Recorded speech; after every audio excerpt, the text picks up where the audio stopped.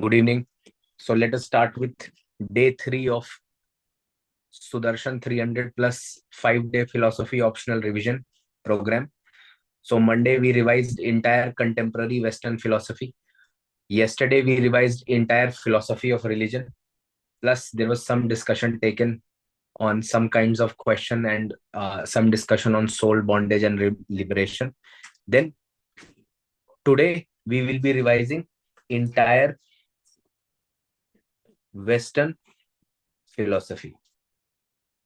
Entire Western philosophy we'll try to do in the next 1.5 to 2 hours. So what are the topics that we will be covering in entire Western philosophy? We will be taking Plato and Aristotle. In Plato, we'll be doing theory of forms. In Aristotle, we'll be doing causation, potentiality, and actuality. Then rationalism में Descartes, Spinoza and Leibniz. Rationalism में Descartes के में Cartesian dualism करेंगे. Again, I could have done method of doubt also. I could have done cogito ergo sum also.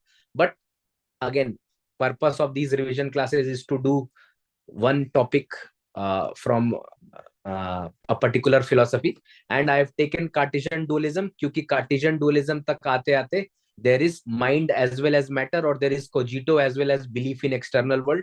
So both the things are being covered in that. Okay. Then इसके अलावा we'll be doing substance of Spinoza, because in his philosophy God alone is real, and obviously there is a debate whether there is freedom in Spinoza's philosophy or not, or does his pantheistic philosophy leave any scope for freedom. Okay. Finally, pre-established harmony of Leibniz. In pre-established harmony, we'll be discussing again whether there is freedom, or is this philosophy of Leibniz consistent with freedom and necessity.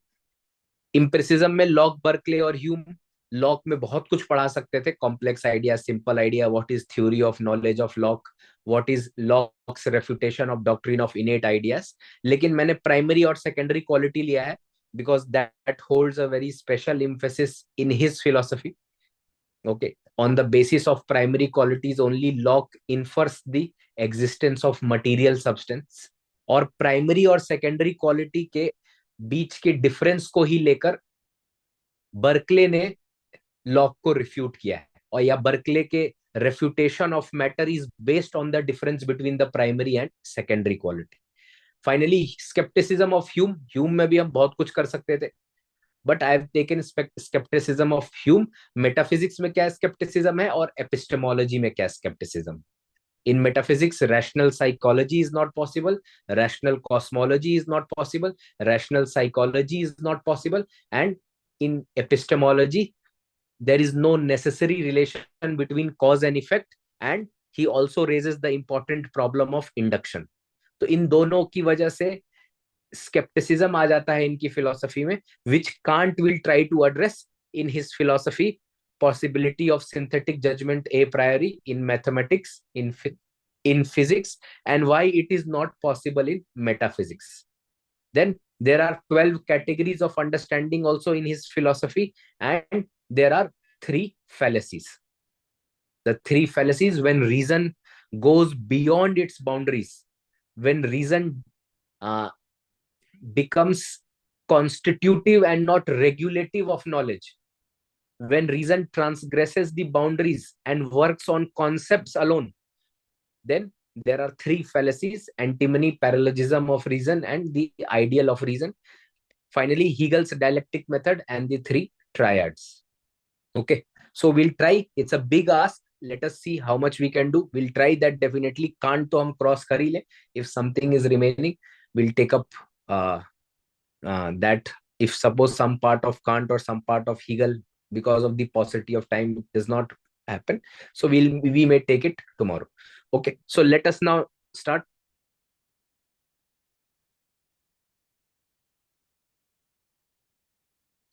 So first is Plato. So most important topic in Plato is the ideal theory of Plato. So first and foremost, why did Plato propound the theory of ideas? प्लेटो ने इसलिए प्रोपाउंड किया क्योंकि practical world जो है that is a flux. in the practical world there is nothing which is absolute or immutable.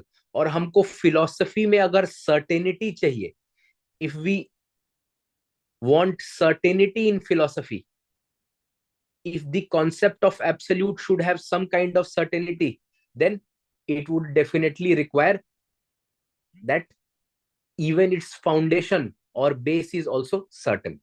Okay, just give me a second.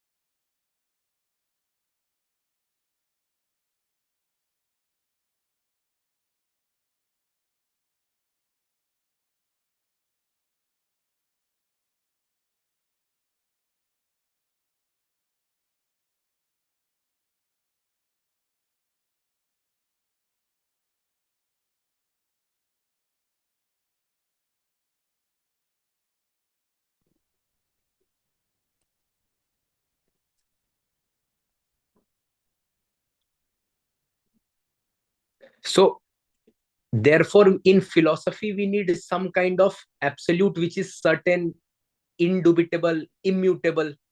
But practical world में ऐसा कुछ नहीं है. And in metaphysics we have to know what is the ultimate reality or substance. Plus he also wanted to synthesize two contrasting things, one of Parmenides which talked about only eternal realities, and the other was Heraclitus who says that everything is change or everything is flux. His famous line, you cannot take bath twice in the same river. So for all these reasons he has propounded the theory of ideas. Agar UPSC पूछे why he has propounded in a 10 marker, practical world is flux, to explain the basic question of metaphysics, what is the ultimate reality, what is its nature and number, to synthesize Parmenides and Heraclitus, to explain the world, and to establish epistemological system after rejecting knowledge is perception. So his theory of ideas is also his epistemology. There is an epistemological aspect to it as well. Now what is theory of ideas? जब हमने पहले ये address कर दिया कि why he has given, second question is what is theory of ideas. So according to his theory of ideas, ideas or form is the ultimate reality of this universe. Idea or form is mold or pattern after which the world is fashioned. It is the archetype from which things and beings of this world are made. Plato's theory is called realistic idealism. Idealism इसलिए कहा जा रहा है क्योंकि ideas are the highest reality or ultimate reality. Realistic इसलिए कहा गया है क्योंकि ideas have their own separate and independent existence in kingdom of heaven. Okay, so realism is the doctrine that says that universals have their own independent existence. They exist in their own right.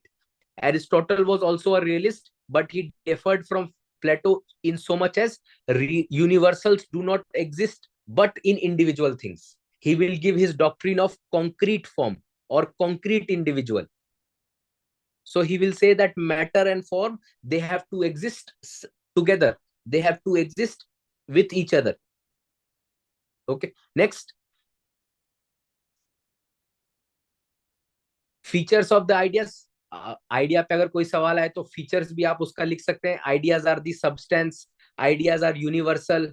Ideas और world के बीच में क्या relation है? So there is the world imitates, the sensible world imitates or participates in the ideas. The ideas are present in the transcendental world. Soul जो है ideas पे contemplation करके लिबरेट हो सकता है.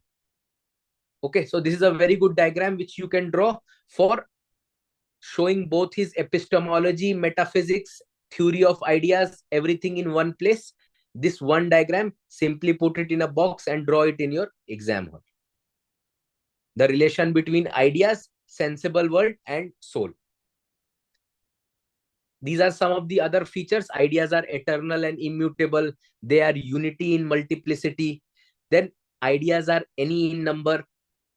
Not any. Ideas are many in number. Then ideas are not known by perception. क्योंकि इनके हिसाब से perception, knowledge is not perception. Ideas will be known by reason. Okay. So how does Plato justify ideas to be independent and outside of this world? How does he do? He takes the recourse in a myth. देखिए, Plato was more of a poet kind of a person. Just give me a second.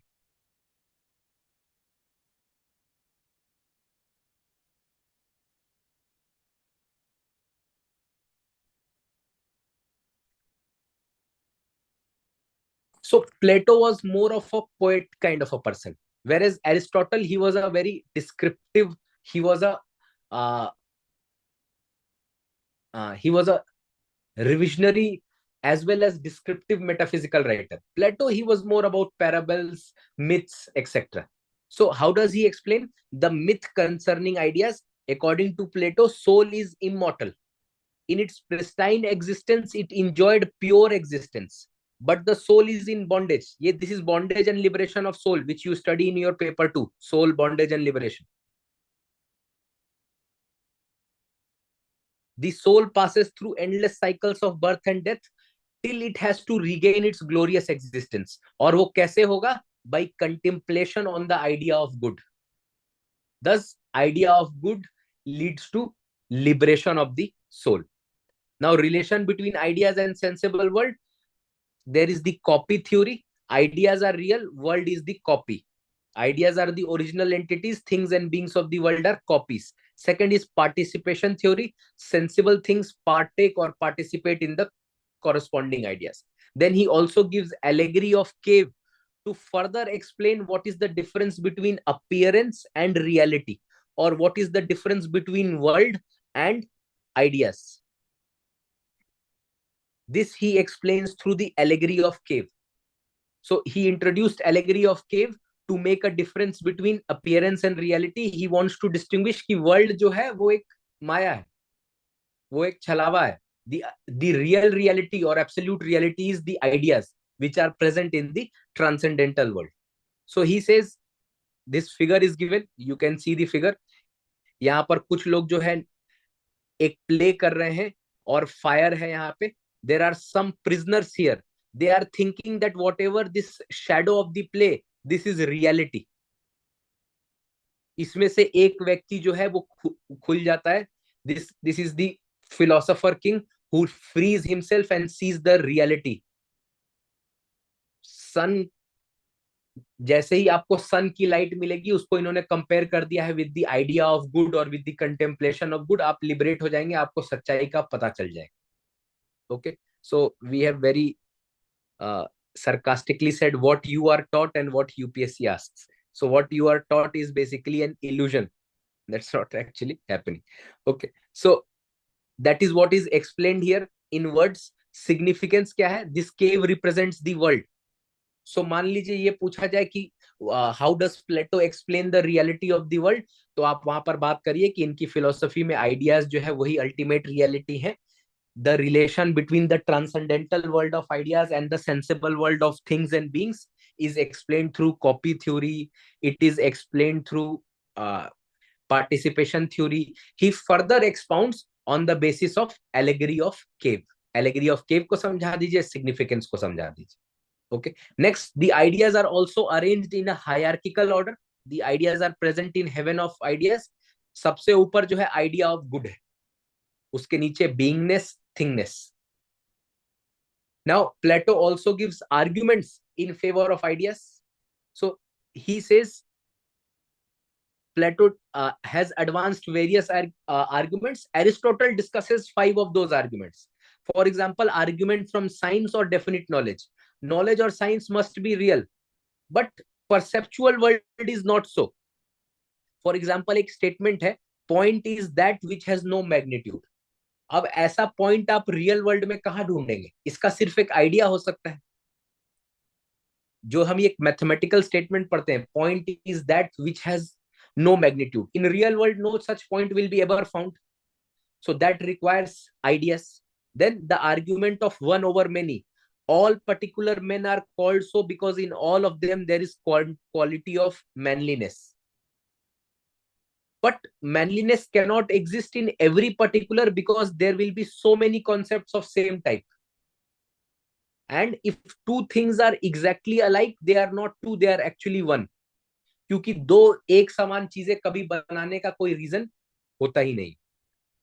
Because if there is two things which are exactly alike, their creation is illogical. Okay, therefore the concept must be singular. Knowledge of things that are no more. For example, dinosaurs became extinct, but we have knowledge of dinosaurs-ness.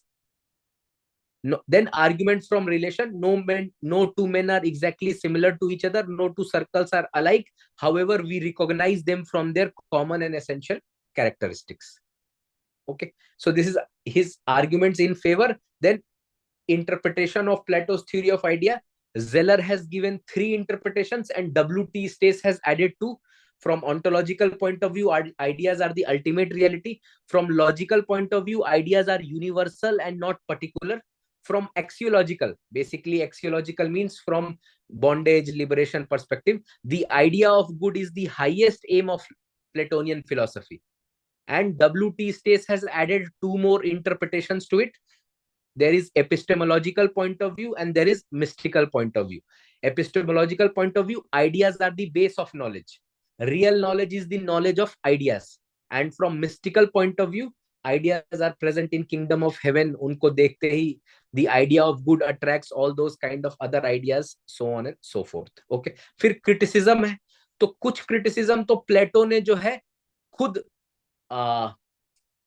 foresee कर लिया था. He knew that there will be some kind of criticisms on his philosophy and therefore he discusses them in his work Republic through the conversation between Parmenides and Socrates.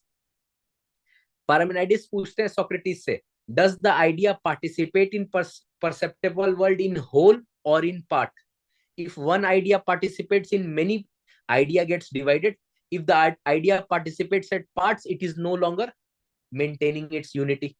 Then he says there is also third man fallacy. जैसे George, barrack और bill, इन तीनों के बीच में relation के लिए हम एक नया आइडिया यूज कर रहे हैं, they are human. But what is the relation between human?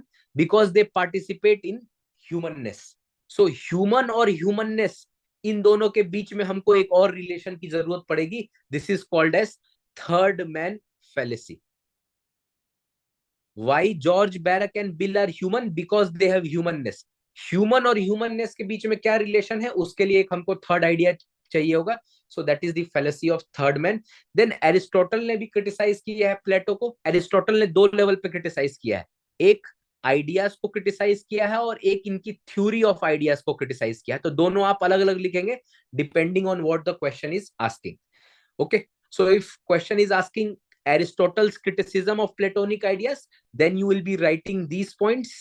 If the question is asking Aristotle's criticism of Plato's theory of ideas, then you will be writing these points. कि इनकी theory जो है world को logically explain नहीं कर पाती है. There is no logical relation between ideas and things of the world. ये कह देना कि वो photocopy है, वो participation है, these things are absurd. Okay, conclusion में आप हमेशा positive एक conclusion लिखेंगे. All the criticism of Plato's theory does not make it redundant. और जैसा कि मूरहेड ने कहा है, entire Western philosophy consists of footnotes of Platonic teaching. Okay, so That is all on ideas, theory of ideas.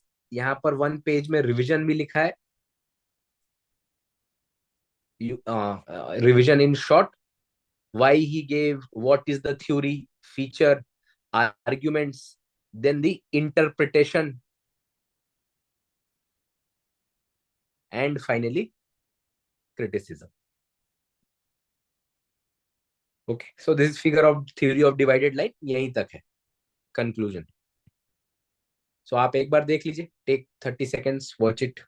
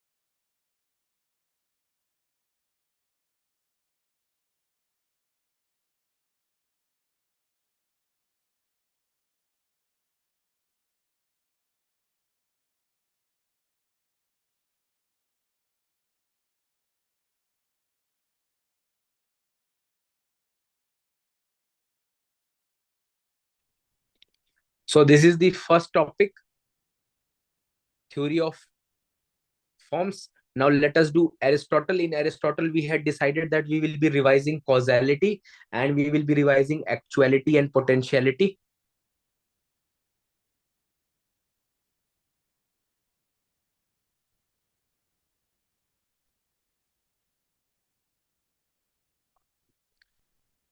So first and foremost, why he gave theory of causation? He wanted to solve the problem of being and becoming.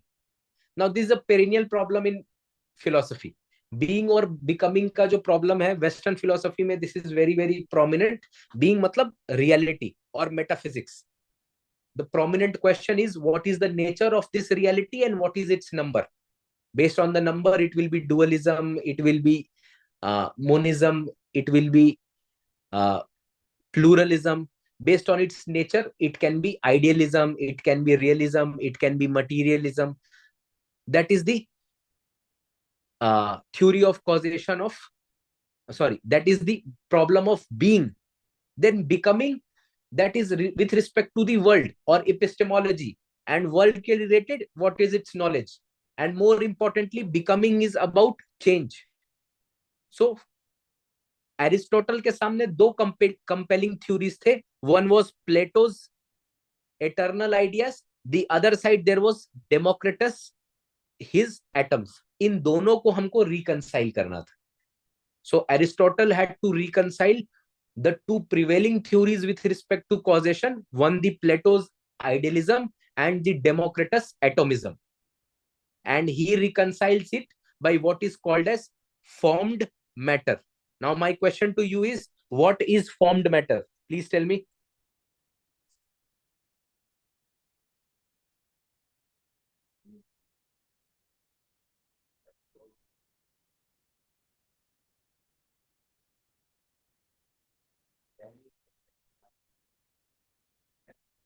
Neither matter nor form can exist independently.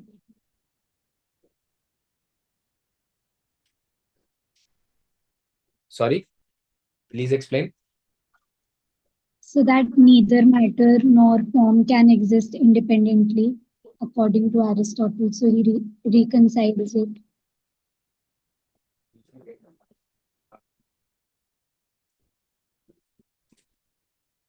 Yes, so formed matter is where he is choosing form as well as matter in one reality.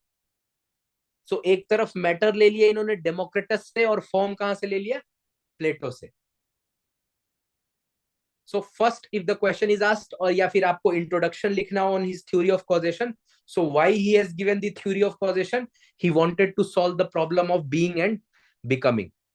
Then in his philosophy, there are 4 kinds of causes: material cause, efficient cause, formal cause, and final cause. Material cause, wood is the material cause. Efficient cause में carpenter is the efficient cause who is going to provide motion.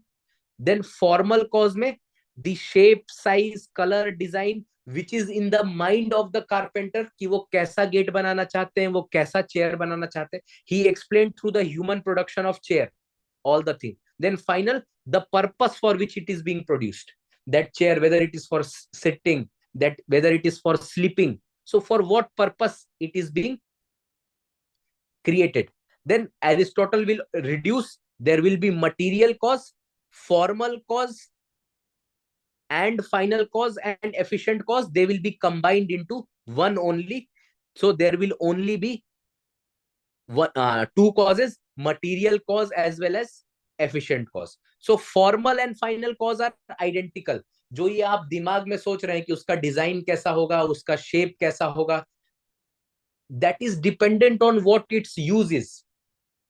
अगर आप सोच रहे हैं कि वो upright है और उसमें जो है there should be leg comfort, it should be used for sitting at a particular height while eating, so basically you have decided that it is a dining chair.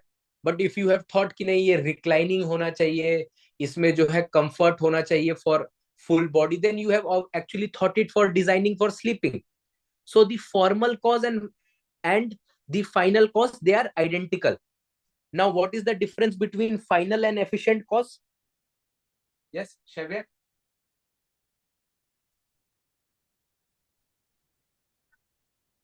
So final cause guides the efficient cause.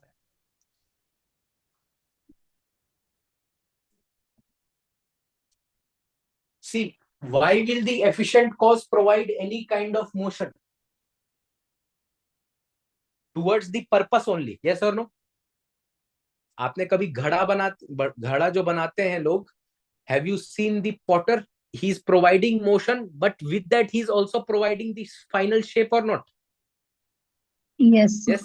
So the Yes. final cause and the efficient cause are identical. Formal and final are same, final and efficient are same. तो बाद में क्या बच जाता है? सिर्फ material cause and final cause. So that is also related to his theory of formed matter or theory of matter and form. अब अगर कंपेयर करें साइंस और एरिस्टोटल को, तो science is mechanistic explanation, Aristotle is teleological explanation. Teleological क्यों है? Because of final cause, because of formal cause. There is a purpose to creation. Creation is not mechanistic. Okay, so science talks about just one cause, which is the immediate antecedent cause, whereas Aristotle is talking about 4 simultaneous causes. Science is talking about physical matter, whereas Aristotle, matter is not actually physical.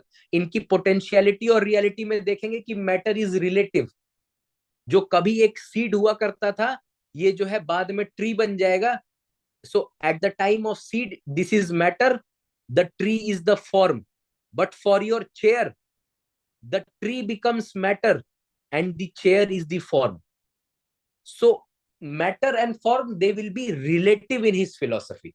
फिर science जो है mechanical या logical explanation करता है, whereas Aristotle is going for metaphysical or teleological explanation. Science does not explain the whole world, only particular event. Aristotle is trying to solve the perennial problem of being and becoming. Significance में he has successfully tried to explain the problem of being and becoming. He has tried, हमेशा ये लिखिएगा, tried to reconcile matter and form, gave a logical explanation of change in the world through doctrine of potentiality and actuality, and then teleological explanation of the world. Conclusion में आप Bertrand Russell का लिखेंगे. Generally he is not appreciative of idealist philosophers. Russell बहुत कम idealist philosophers को appreciate करते हैं, but in his book The History of Western Philosophy, he says the doctrine is optimistic and teleological. The universe and everything in it is developing towards something continuously better than what was before. So that is the causation of Aristotle. Very quickly, let us do the potentiality and object actuality. First of all, why he is giving potentiality and actuality? So he is giving to explain the why of change, why there is some kind of change.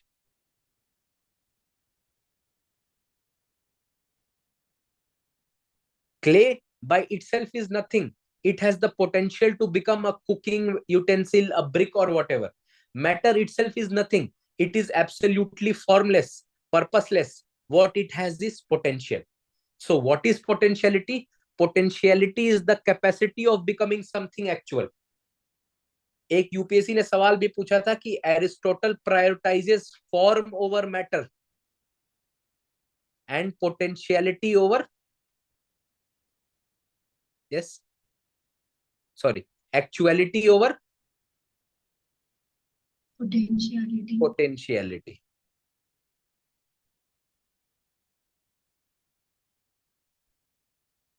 So potentiality की definition में लिखा, it is the capacity of becoming something actual. Clay has actualized to become brick. Actuality, it is the principle of actualization. And he explains through doctrine of unfoldment, all things are caught up in development from less developed form to higher developed form. From actus purus to the pure, from formless matter to pure form. Pure form को Aristotle कहते हैं actus purus. It is similar as the idea of good और idea of God. So while he has criticized Aristotle's philosophy, Aristotle in Plato's philosophy, Aristotle is implicit. So सबसे नीचे है formless matter, सबसे ऊपर है matterless form. There is a potentiality and actuality going on. Okay. Now, what is the criticism? It contradicts Aristotle's own philosophy because अपने substance में इन्होंने कहा है कि substance is that which is formed matter. But जब ये explain कर रहे हैं potentiality और actuality, तो यहाँ पर formless matter है, यहाँ पर matterless form है. So that is the first criticism. Then Aristotle cannot logically criticize Plato's theory of idea as actus purus is same as idea of good. Then there is conflict of metaphysics and theology.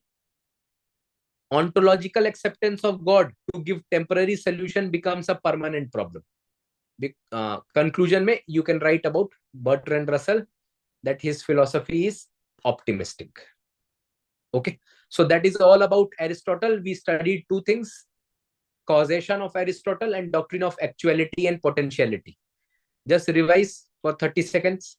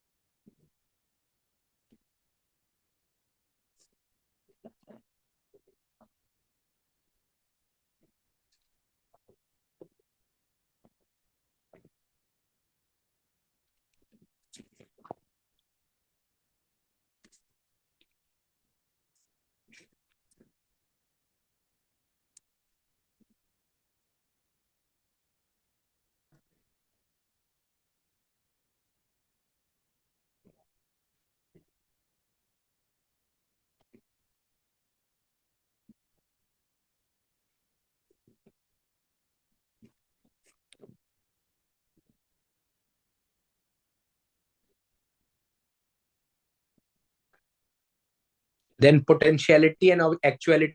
Please revise.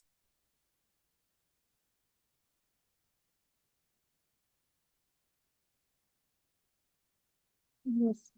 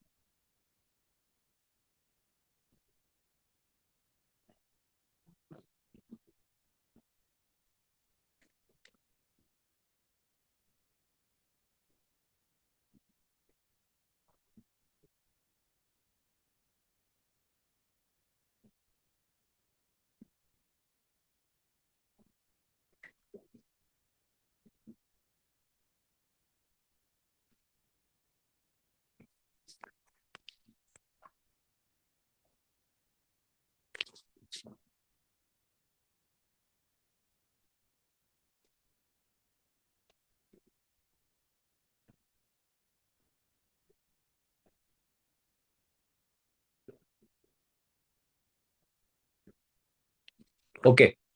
Any doubt in first two philosophers?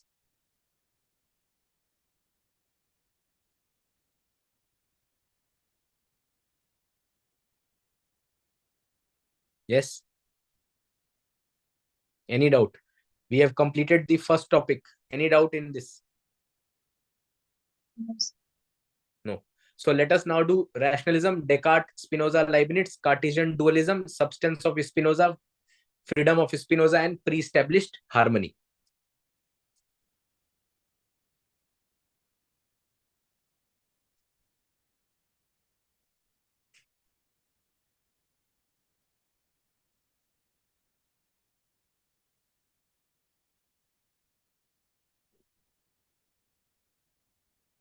Can you locate Descartes?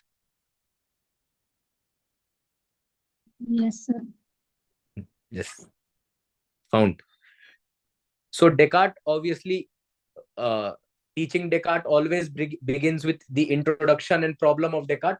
In fact, for every philosopher, we have to discuss the problem. But the paucity of this class is that we do not have the time. लेकिन बहुत brief में अगर हम discuss करें तो Descartes की problem क्या थी? Philosophy was a subject which was taken by the best minds of the world, yet there was not a single proposition in philosophy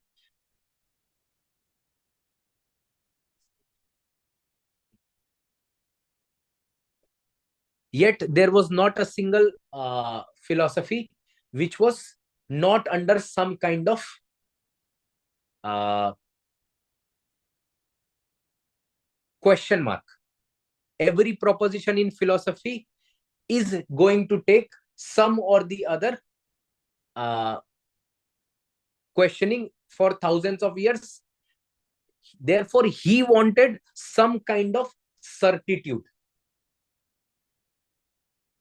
He wanted that philosophy should have some kind of certainty, as was in his field that he belonged, that is mathematics. So he wanted to find the certitude of mathematics in the field of philosophy, because of which he will go with his method of, he will be choosing a method, the Cartesian method. He'll be choosing only that thing which is clear and distinct.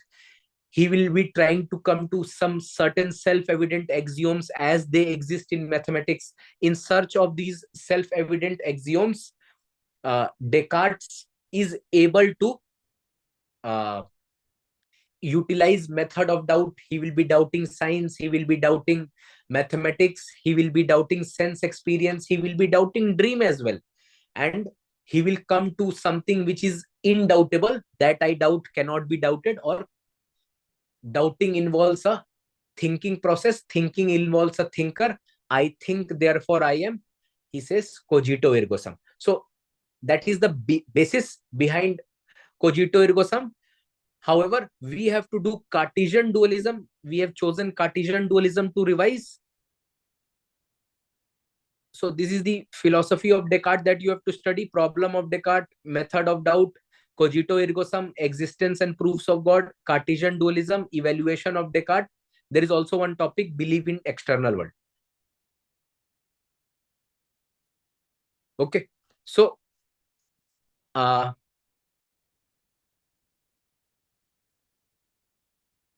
let us discuss now Cartesian dualism straight away.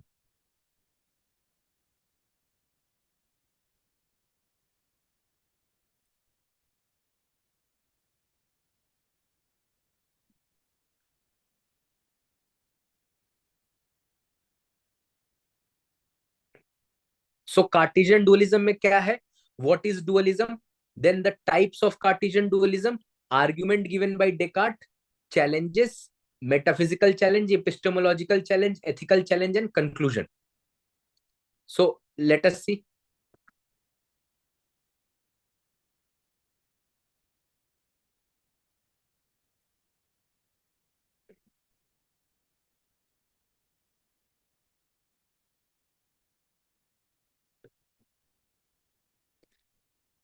Shravya, just read the definition of dualism.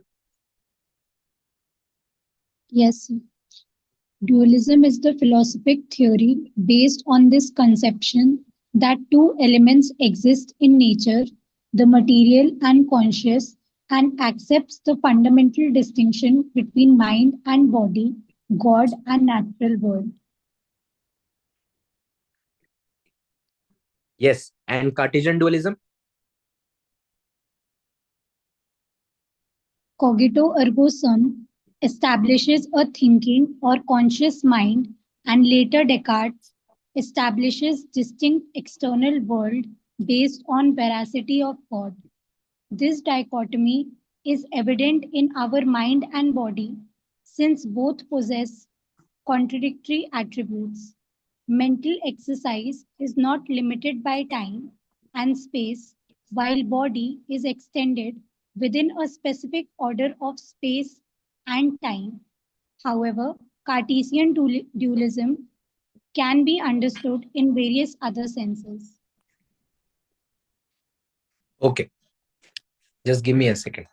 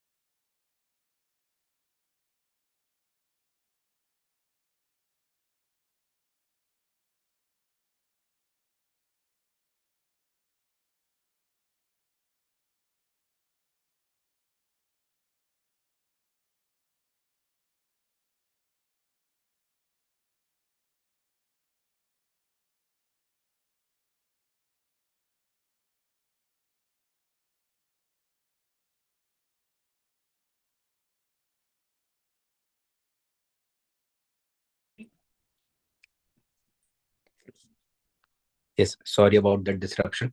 So Cartesian dualism में dualism तो हम समझ गए. Dualism is a concept which is saying that there are two fundamental elements in the universe, the material and the conscious. इनकी philosophy में क्या है, एक कॉन्शियस माइंड है and later Descartes establishes belief in external world, तो यहां से matter भी आ जाता है. लेकिन कार्टेशियन डुअलिज्म सिर्फ इतना ही नहीं है, there are various other types of dualism in his philosophy. So first there is absolute substance and dependent substance, or there is metaphysical dualism. Absolute substance इनकी philosophy में God होगा, dependent substance mind और body है. This is the first form of dualism in his philosophy.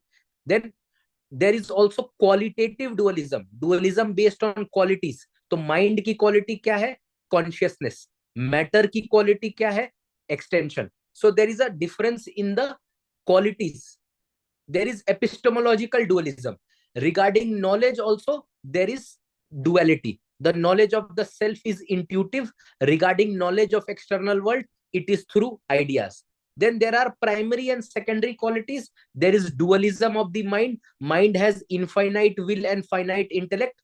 And finally, जो कि सब लोग पढ़ाते हैं और जो आप डिटेल में जानते हैं, there is mind body dualism. यानी आप एग्जामिनर को ये भी दिखाएंगे कि मुझे माइंड बॉडी डुअलिज्म के अलावा और जितने डुअलिज्म है इनकी फिलोसफी में, dualism of the mind, metaphysical dualism, qualitative dualism, वो भी पता है जो इनकी फिलोसफी में एग्जिस्ट करता है. Okay, so mind body dualism,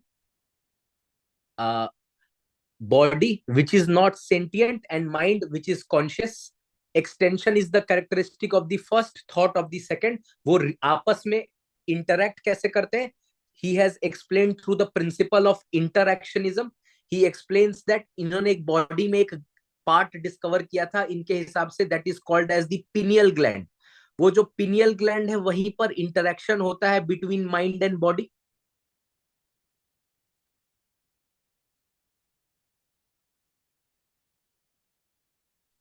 Sorry, my mistake, the page got removed. So relation between mind and body, there is external stimulus, body organs, animal spirits are moved.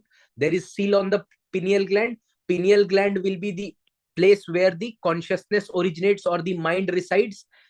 It moves the animal spirits in pineal gland. Pineal gland will cause the bodily movement. So this is the interactionism which Descartes suggested for the relation between mind and matter. Okay, now he gives the analogy of horse and horse rider. जैसे घुड़सवार जो है घोड़े को बिना खुद भागे तेज भगा लेता है. He is able to impart his energy to the horse. Similarly, the mind is able to impart or interact with the body. Then he gives two arguments also. He says first is argument from language. हम जो है matter के लिए अलग language use करते हैं और mind के लिए अलग लैंग्वेज यूज करते हैं. The duality is evident in language. When talking about love, hope, etc., we do not use the terms of extension. जैसे हम ये नहीं कहते कि love is many square yards. We do not say the mountains have hope.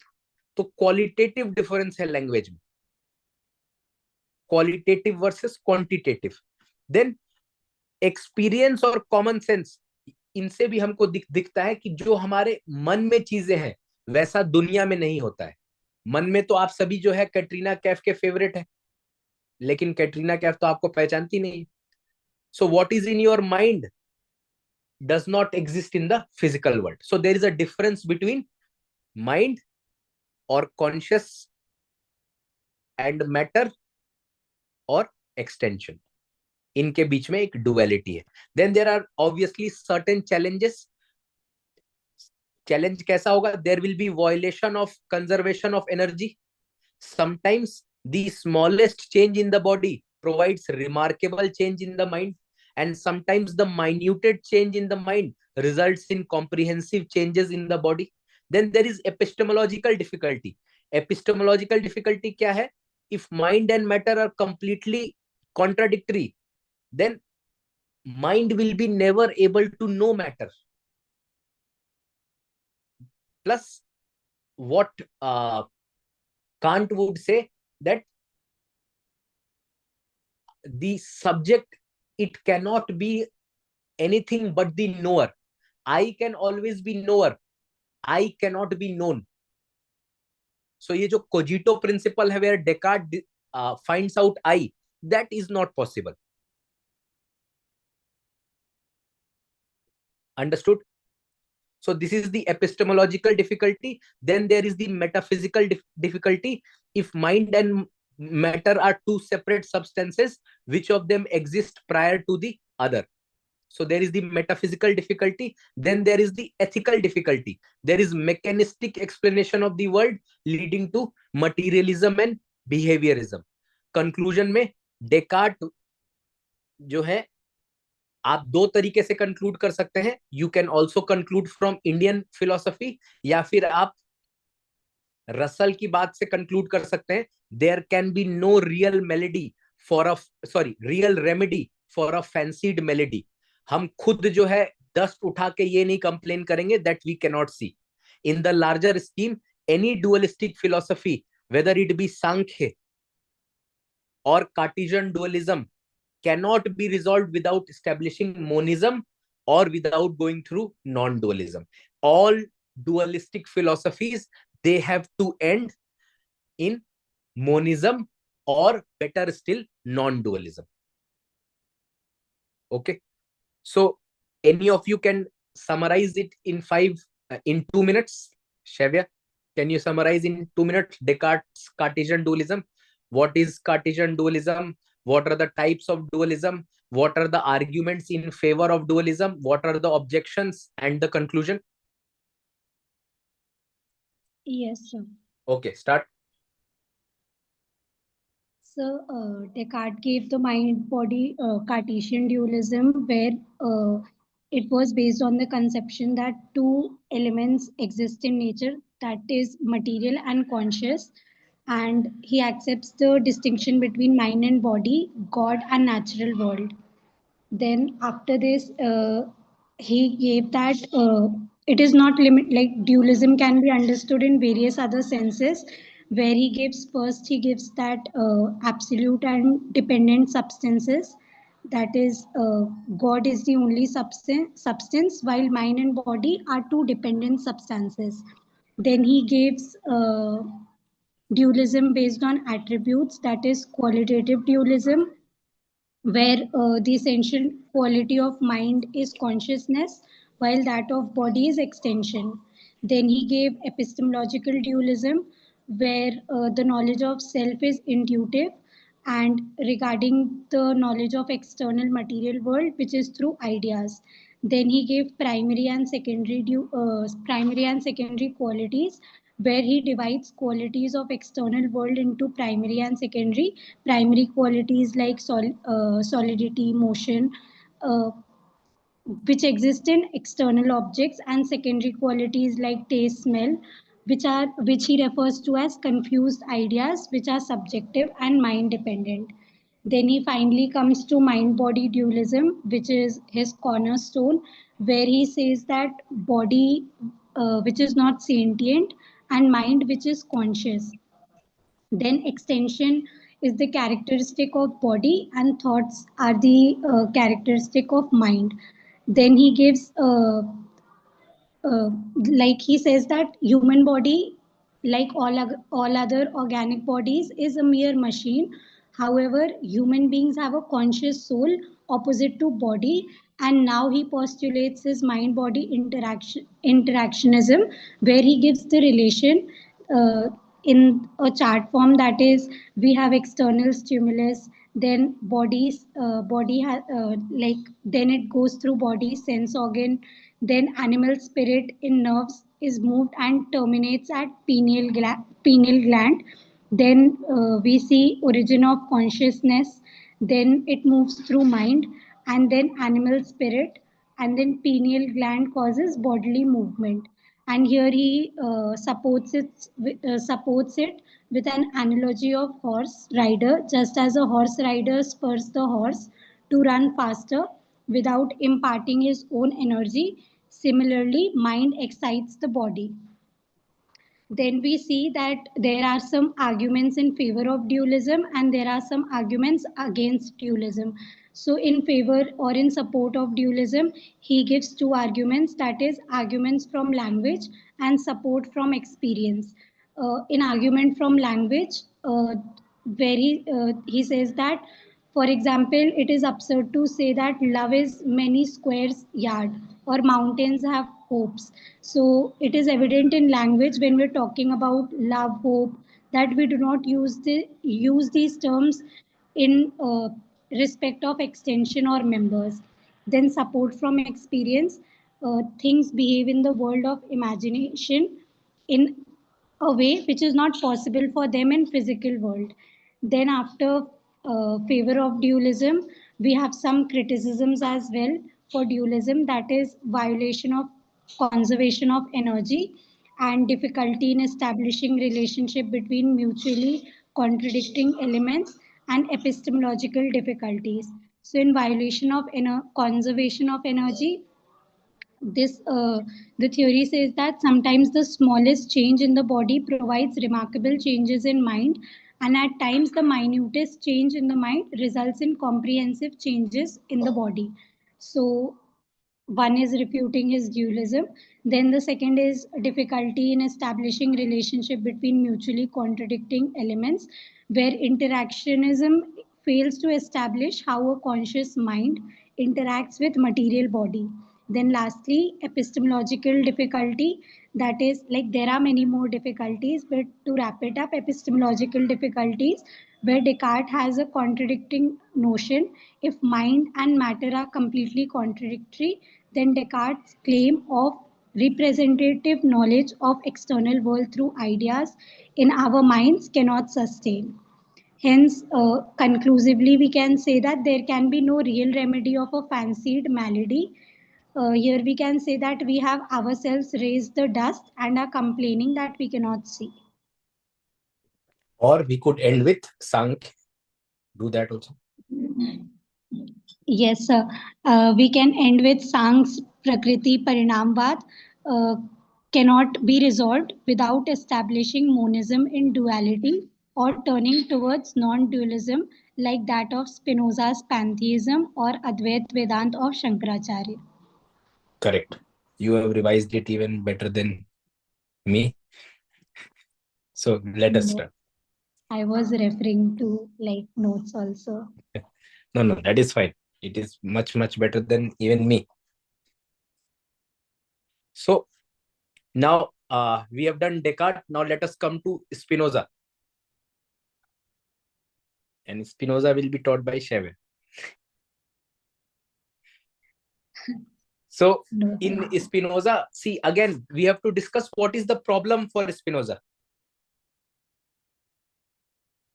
So his problem lies in Descartes. And what is the problem? What has Descartes given birth to, which will be a problem for entire Western philosophy? dualism. Dualism.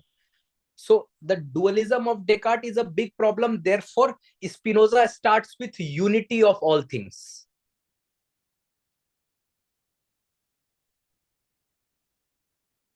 Okay, so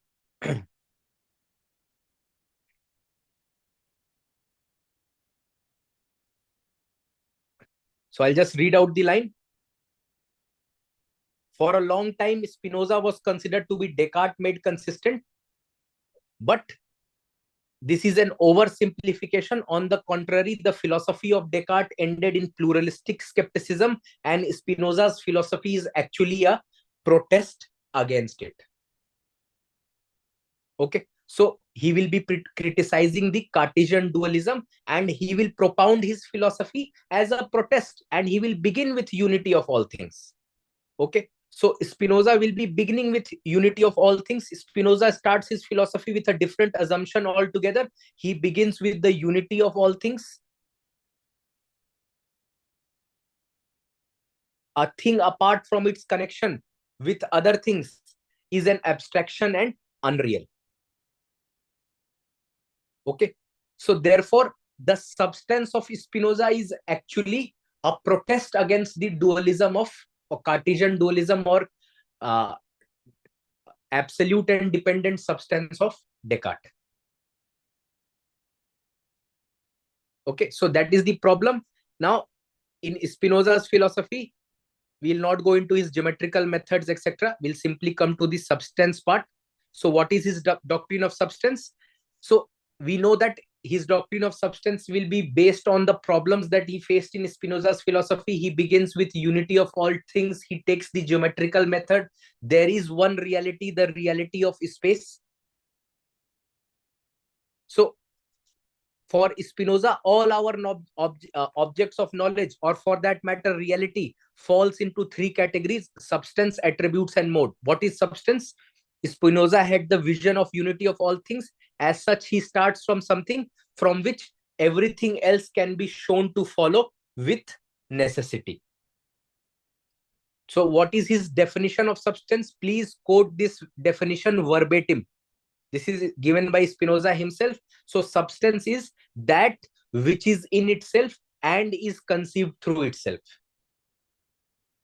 Okay, so conceived through itself का मतलब क्या है? That the substance can be understood only by referring to itself. Otherwise, one will be forced to accept another entity other than the substance. Then substance is known in its substance is in itself. Matlab, it is not created or not dependent on any other entity. For if it is not created, it cannot be destroyed. It is causa sui. Okay, so ये definition लिखने के बाद जो है आप ये भी लिख देंगे कि substance के features क्या क्या है, क्योंकि इन्हीं features में छुपा होगा pantheism of Spinoza as well. So the pantheism of Spinoza would also be in substance of Spinoza or in the features of substance. For example, substance is unique.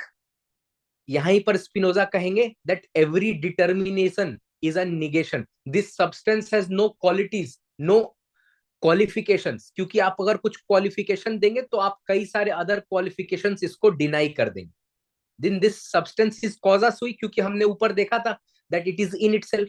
So it is self-caused, it is self-contained, and nothing can modify it.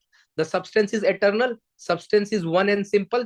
All of them are very self-explanatory. But what is more important is the implications based on this. इससे क्या समझ आ जाएगा हमको? God is the substance. क्योंकि आप कह रहे हैं कि substance is one, substance is eternal, substance is immutable, substance is causa sui. All this is also used for explanation of God. Substance as one infinite, self-caused and eternal reality from which all things follow necessarily. This is also the description of God in his philosophy. But in Spinoza's philosophy, it is not the personal God. There is denial of creator God. There is in fact denial of personal God, because his philosophy is about pantheism. So as God is all-inclusive whole, outside of which nothing else lies. कल की class में हमने पैंथीज्म पढ़ लिया है. Pan theos, pan all, theos God, all is God. God के अलावा कुछ बचा ही नहीं है इनकी फिलोसफी में. If all is God then और गॉड इज ऑल, तो इनकी फिलोसफी में डुअलिटी नहीं है. अगर डुअलिटी नहीं है तो there is no requirement of a personal deity. Okay, so God is causa sui, all is God, therefore nature is identical to God, nature is causa sui. So there is no requirement of creation, because God is equivalent to nature, or nature is causa sui, just like God is causa sui. Okay, so from this also will arise that everything is determined. There is no free will in his philosophy. Why there is no free will in his philosophy? Because he says that everything follows with logical necessity. Everything is determined. As God and nature are identical, there is a rational order. There is no room for chaos or arbitrariness. Everything is strictly determined. जैसे triangle का मतलब कुछ और नहीं हो सकता but 3 angles. इस certainty से ही the world follows from God. He'll be using two terms, natura naturans and natura naturata. He'll also be criticized that he's an hideous atheist. Okay, but हम एक पॉजिटिव कंक्लूजन लिखेंगे Spinoza के पैंथीज्म के लिए. Spinoza का pantheism जो है, it tends to obliterate religious fire, it brings harmony by accommodating everything. It's also the solution to the problem of absolute truth. क्योंकि गॉड के अलावा कुछ और है ही नहीं, तो एब्सोल्यूट ट्रूथ बचेगा क्यों? जब आप रहते हैं तब तो आप अपने और दूसरे के भगवान में लड़ाई कराते हैं. But Spinoza's God, there is no other reality other than God. Everything follows logically from this God. Okay, so Spinoza's pantheism tends to obliterate religious fire to bring harmony in everything. Okay, similar to Ekam Sat Vipra Bahuda Vadanti of Vedant. Spinoza का pantheism detail में discuss होता है in a different topic.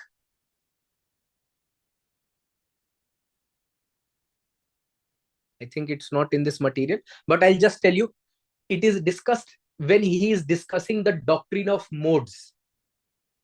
जहां पर वो mode discuss करते हैं, वहां पर वो पैंथीज्म को डिस्कस करते हैं, वहां पर वो फ्रीडम एंड डिटर्मिनिज्म को डिस्कस करते हैं. There is actually no freedom and determinism in his philosophy for a very simple, sorry, there is actually no freedom in his philosophy, because even God is not free in his philosophy. Even God follows the rational necessity. Just like in geometry there is a rational necessity, and rest of the world, they are also following the same rational necessity. Okay, so just revise Spinoza's doctrine of substance. I'm giving you 5 minutes or 3 minutes, just revise.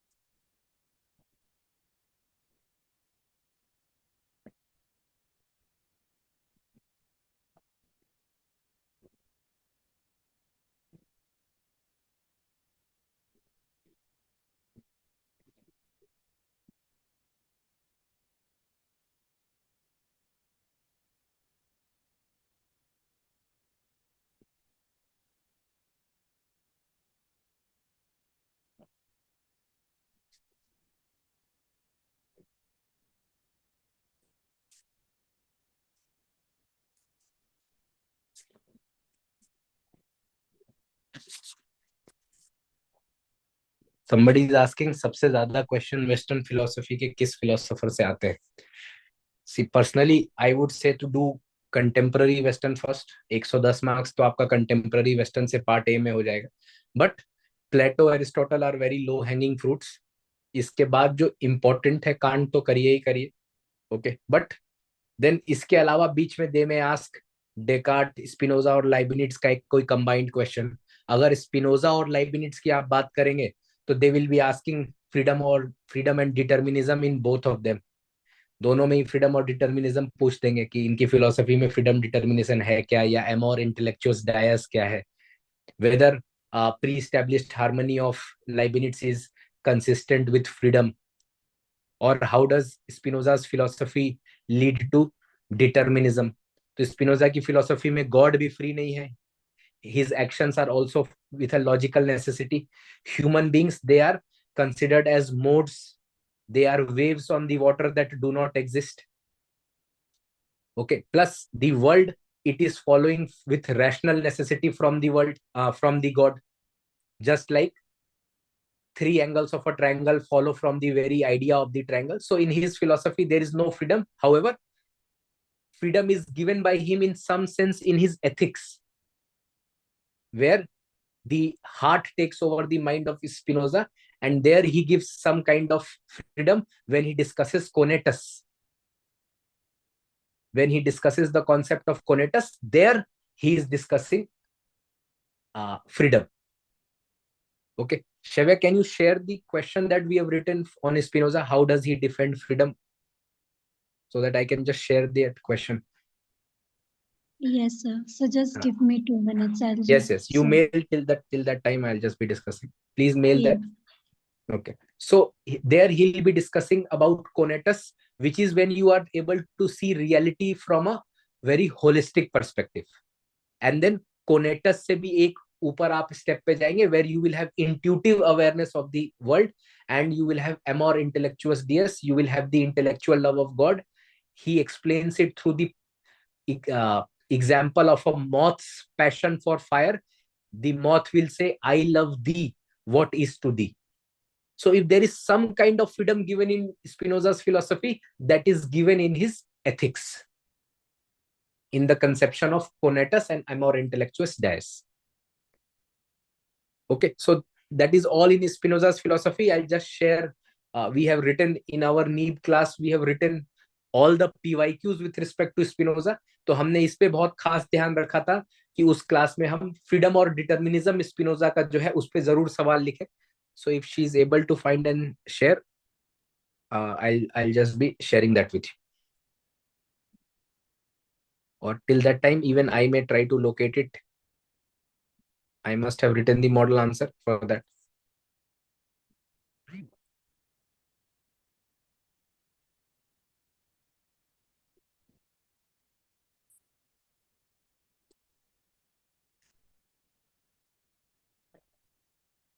So for Spinoza, we've written necessity of divine nature. And so for Leibniz, we've written determinism and freedom. Like conception of monads bear upon his views of on determinism and freedom. Okay.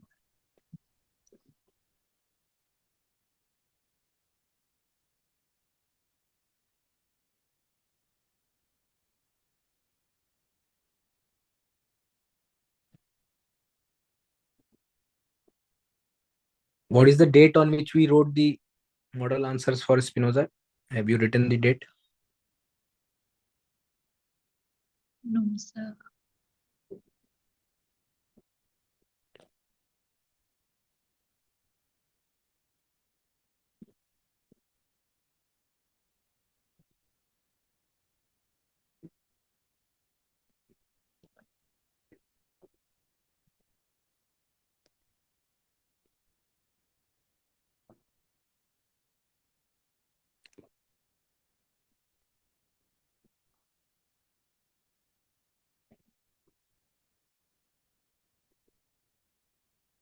Okay, just share the Spinoza notes. Okay. Yes, sir. Somebody is saying all last year questions came from your notes.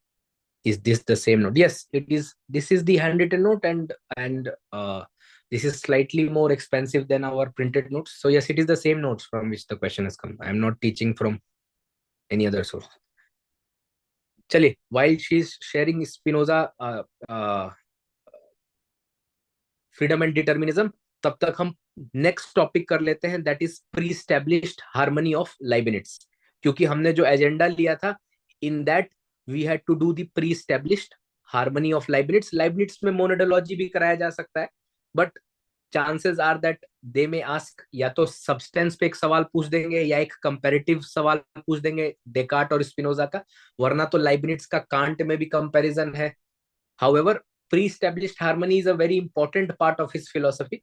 So let us understand pre-established harmony. We'll first try to locate Leibniz.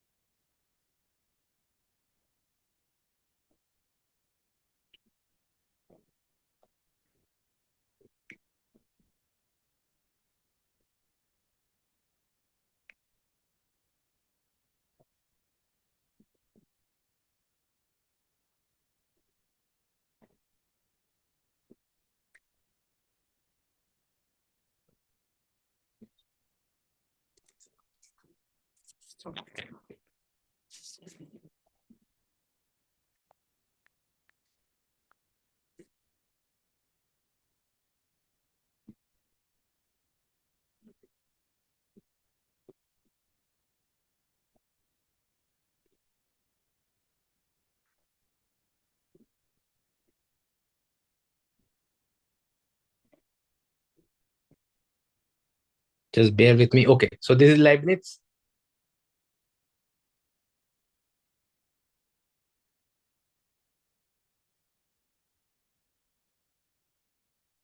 Acha, it was with a different name.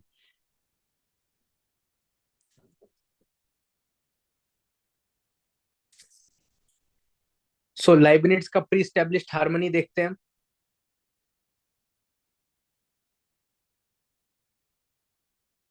First and foremost, why he gave pre-established harmony?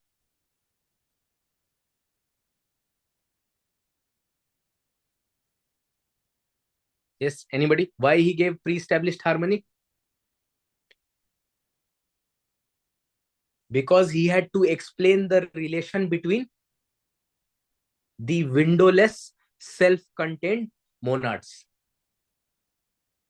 So Leibniz had to explain the relation between windowless self-contained monads. To quote in a different way, each monad is a world apart, sufficient to itself, independent of every other created thing.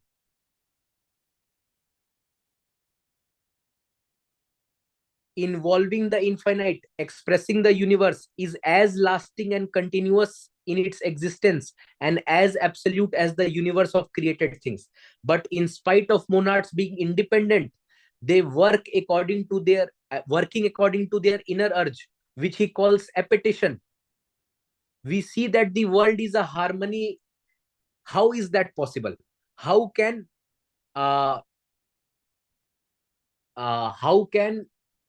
only those things which are self-contained, windowless, they are a microcosm in a, they are a macrocosm in a microcosm, they are not able to interact with the outside world, they are self-contained, पर फिर भी ऐसा क्यों हो रहा है कि together they are able to form a system? There is something called a button monad and there is something called a fan monad. But अगर आप बटन को दबाते हैं तो फैन चलने लगता है. How is that relation getting transferred? So for that, he explains pre-established harmony. He assumes the harmony between the monads has been pre-established by God. God has so arranged that change in one is preceded and followed in other monads harmoniously.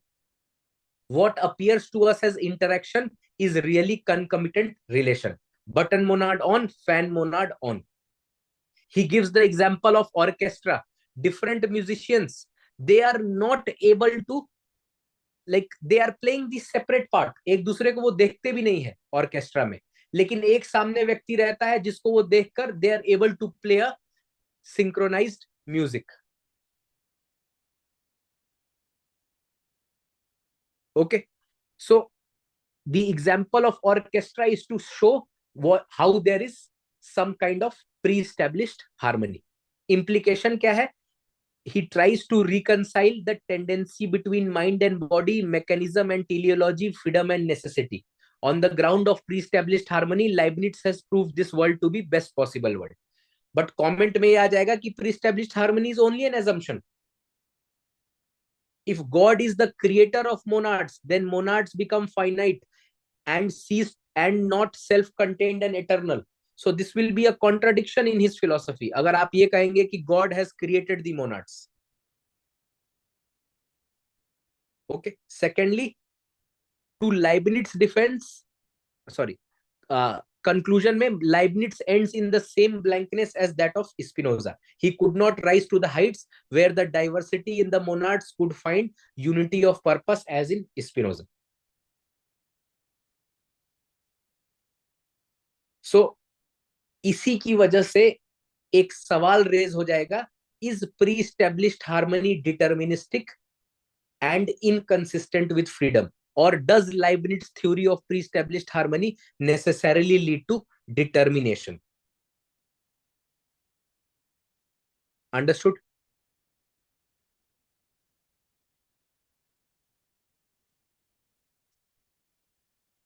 Okay, so हाँ, पहली बात तो अगर ये सवाल आता है तो हम पहले एक्सप्लेन करेंगे कि भाई theory of pre established harmony क्या है. मोनाड में जो चेंज हो रहा है वो एपेटिशन की वजह से हो रहा है, जो कि उसका इनर अर्ज है to become the whole, self mobility, to pass from obscure to clear perception. But Leibniz को ये एक्सप्लेन करना पड़ेगा कि ये जो विंडोलेस मोनाड्स हैं इनके बीच में रिलेशन कैसे एक्सप्लेन होगा. For that he uses pre established harmony. He says that the inner plan coincides or is guided by the plan of the creator, which makes it externally deterministic. Then Leibniz will be giving his own defense for how there is freedom in his philosophy. He will say that there are different types of monads. For example, in bare monads, their movement is mechanical. तो यहाँ पर आप कह सकते हैं कि भाई freedom नहीं दिखता है क्योंकि उनका मूवमेंट मैकेनिकल है जैसे plants. But in the hierarchical order, higher contains the lower. So जैसे जैसे हम बढ़ते जाएंगे वैसे वैसे they will be getting more freedom. Then man, according to Leibniz, is free to pursue his perfection, but free action does not mean an action without determination. It would be a violation of principle of law of continuity. कोई abrupt action नहीं हो सकता. लाइबनिट्स की philosophy में जैसा आप जानते हैं कि अपनी पूरी फिलोसफी कुछ डॉक्ट्रिन्स पे आधारित करते हैं. So there, one of them is doctrine of law of continuity. So every action is determined by the past antecedents. अगर कोई एक्शन हमारा बिल्कुल ही नया हो जाएगा, then there will be a problem. Understood? And he says, then he says that we act from clear ideas or distinct perception. The more we act from clear ideas, the more free we are. This is Leibniz's defense that why there is freedom in his philosophy. But we will not agree with this. We will say कि नहीं भाई ये तो फालतू की बात है. Leibniz तो कहेंगे कि true freedom consists neither in necessity nor in strict spontaneity, but in the spontaneous unfolding of the action guided by clear perception. We will not agree. We will say pre-established harmony is determinism. Every monad, including human being, is a cog. ये जो ईश्वर के एक माया जाल में हम फंसे हुए एक mere cog हैं. Everything is determined in the monads. Leibniz himself says every action has roots in antecedent movement.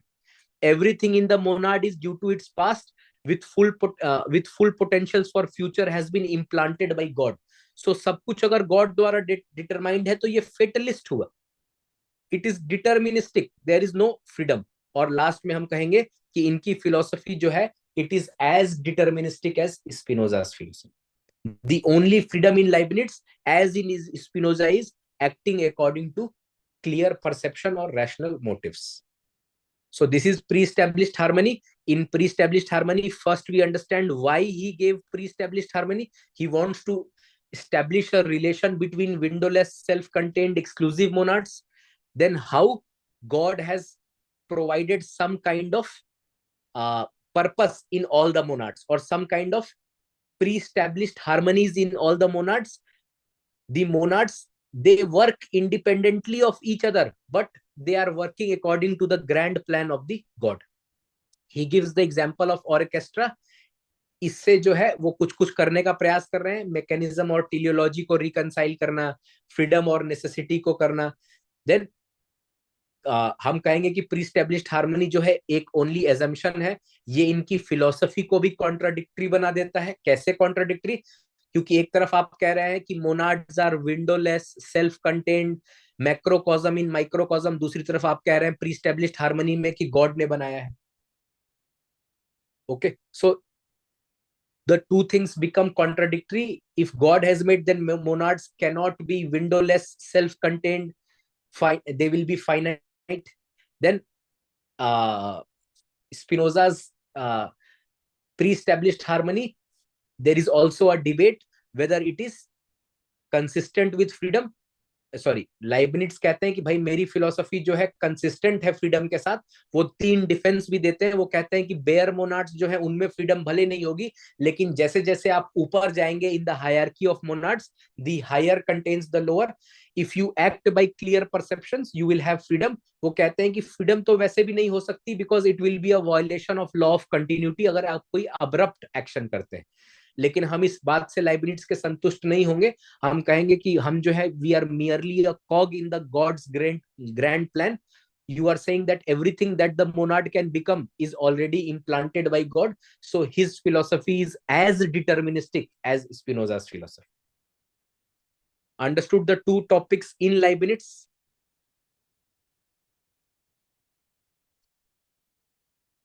Yes? Yes, sir.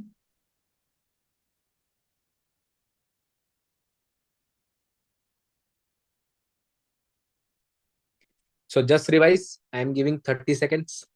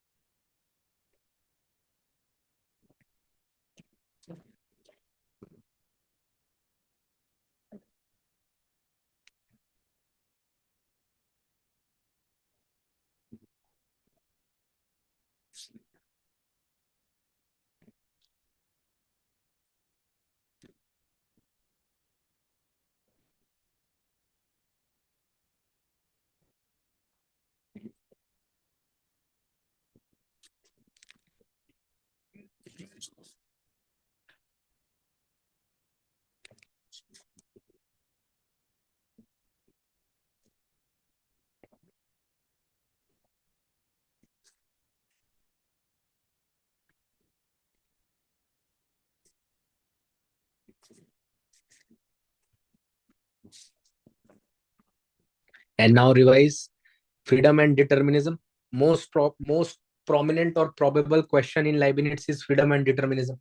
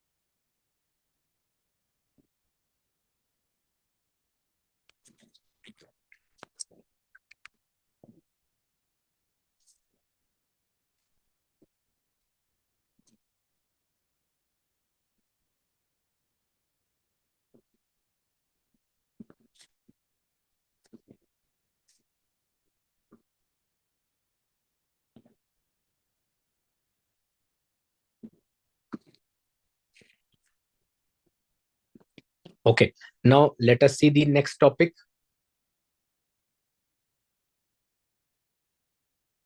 Next topic on the agenda is,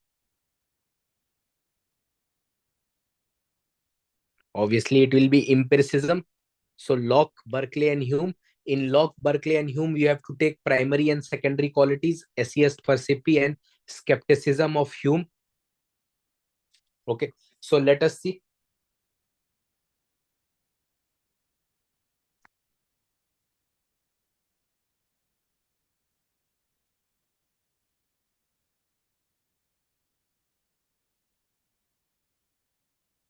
We'll have to locate Locke.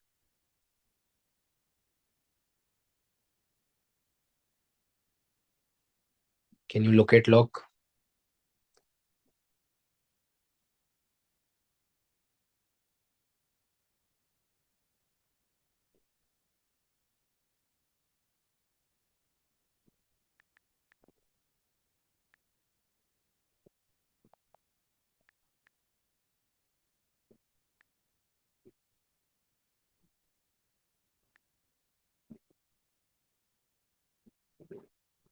Yes. Yes, So Locke may again, problem of Locke is rationalism. That is why he will be going for refutation of innate ideas, not reflection, refutation of innate ideas, क्योंकि इनकी problem थी, एक नया school establish कर रहे थे, empiricism.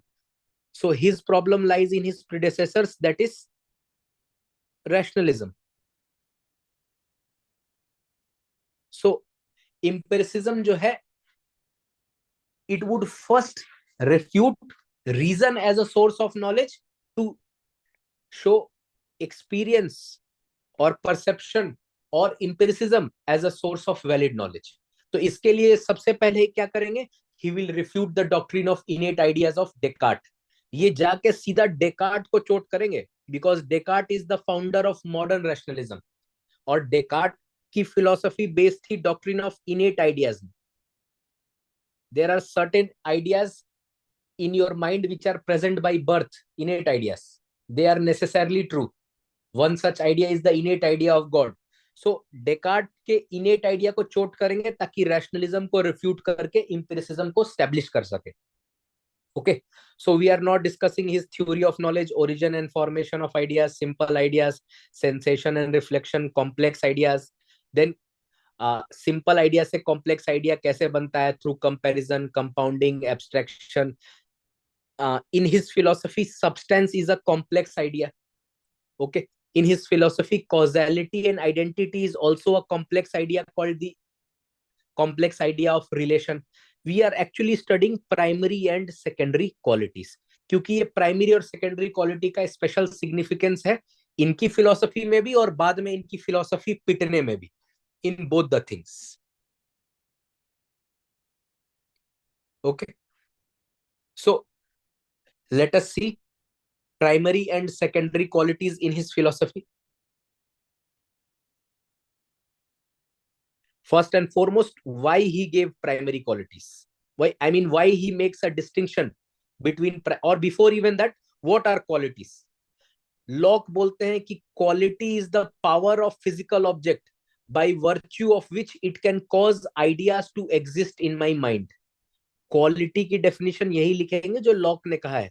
It is the power of physical object by virtue of which they can cause ideas to exist in mind, whereas ideas are mental entities. अब ये जो क्वालिटी है दो तरीके की हो सकती है, प्राइमरी क्वालिटी और सेकेंडरी क्वालिटी. सो पहली बात तो आती है, why does he make the distinction between primary and secondary qualities, plus what are primary qualities, what are secondary qualities. Okay, so we'll see what are primary qualities and what are secondary qualities. Before I erase, this is the class handout, so basically it has been taught in class, that is why it is so colored.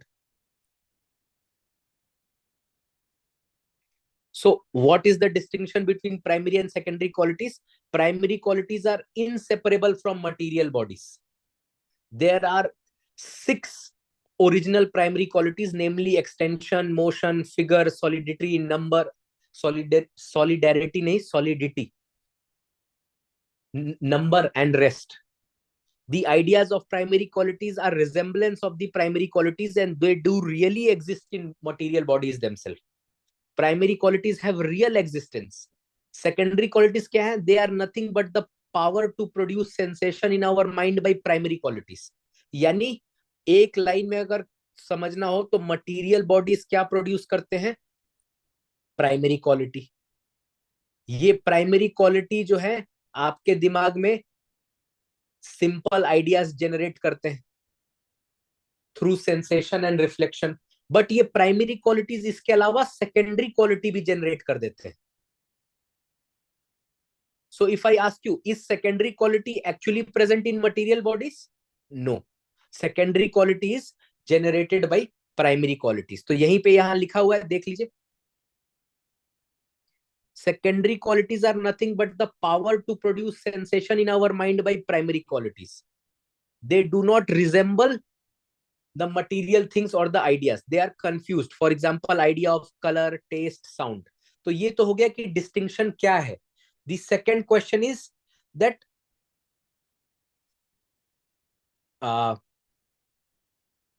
why he has made that distinction. और UPSC ने 10 mark के question में ये पूछ लिया था that why he has made the distinction between primary and secondary qualities. So first he has explained because in world there are different kind of objects and so they will be producing different kinds of qualities. तो अगर दुनिया में बहुत सारे object हैं तो वो अलग अलग तरीके के क्वालिटीज प्रोड्यूस करेंगे. So there are primary and secondary qualities. Second, to explain error in sense experience. और वो एक एग्जांपल देते हैं 3 बकेट का, हॉट वाटर, नॉर्मल वाटर और कोल्ड वाटर. पहली बार आप अपना ये कोल्ड वाटर में हाथ डालेंगे और उसके बाद नॉर्मल वाटर में डालेंगे तो normal water will be warm for you और हॉट फॉर यू। फिर आप नॉर्मल वाटर में, फिर आप अपना हॉट वाटर में हाथ डालेंगे और वापस नॉर्मल वाटर में डालेंगे तो it will look cold. This same water is both hot and cold. How is that possible? Because temperature is what kind of quality? Primary or secondary? Or rather, I should say, instead of temperature, I should use the term heat. Heat is what kind of quality? Secondary. Secondary quality.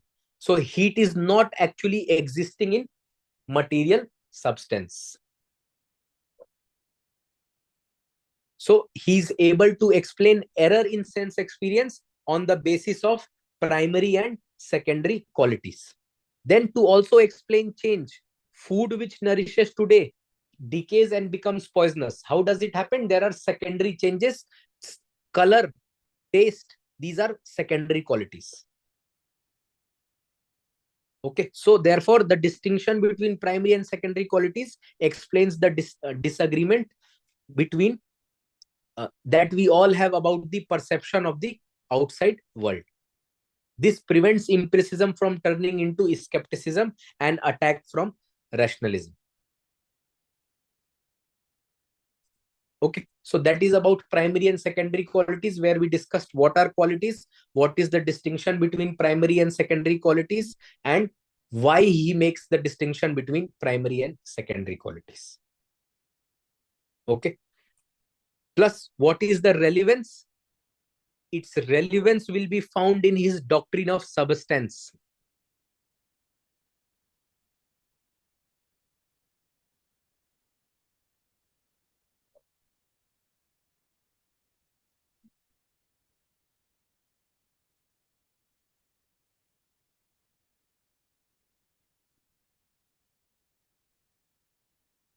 So in his doctrine of substance, Locke infers material substance as the ground for primary qualities. ये कह रहे हैं कि ये जो primary qualities है, they will not hang in thin air. They have to have a substratum. What is that substratum? Material substance. So primary quality के substratum के आधार पे he is able to infer the existence of material substance. Understood? Yes, sir.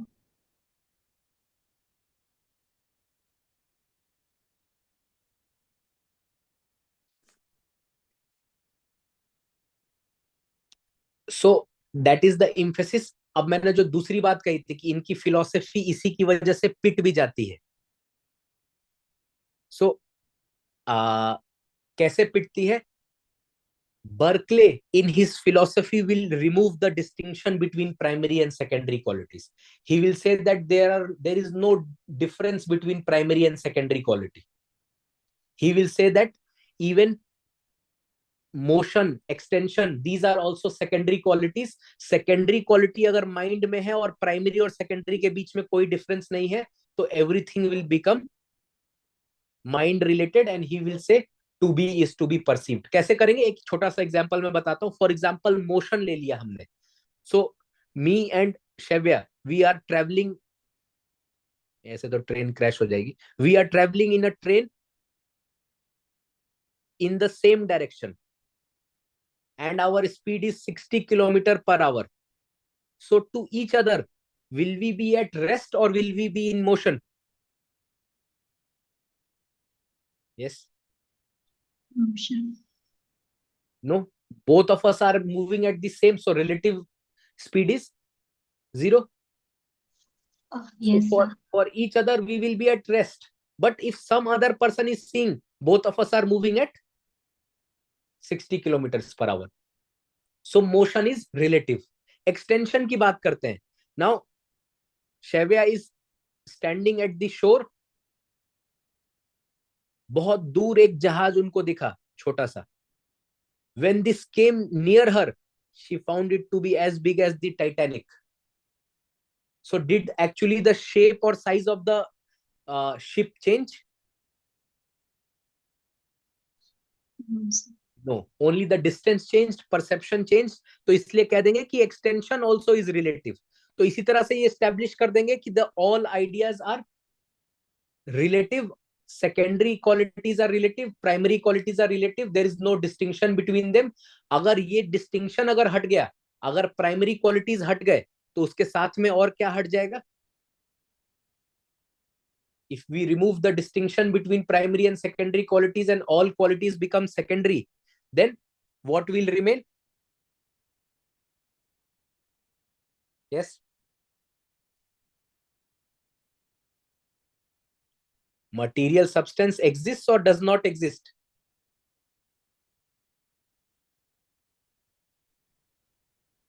Does not exist. Does not exist. और क्या Berkeley यही चाहते थे?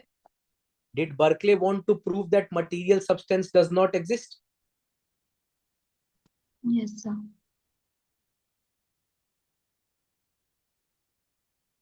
Yes. So Berkeley की philosophy में हम देखेंगे कि पहला ही टॉपिक क्या है? What is Berkeley trying to prove in first part of his philosophy? Yes.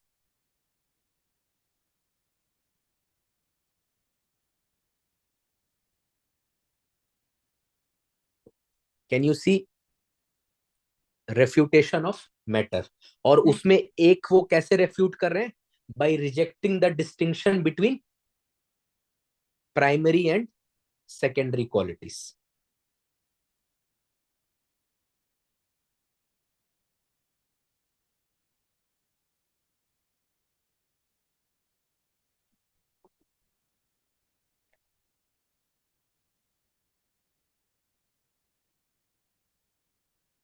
Understood?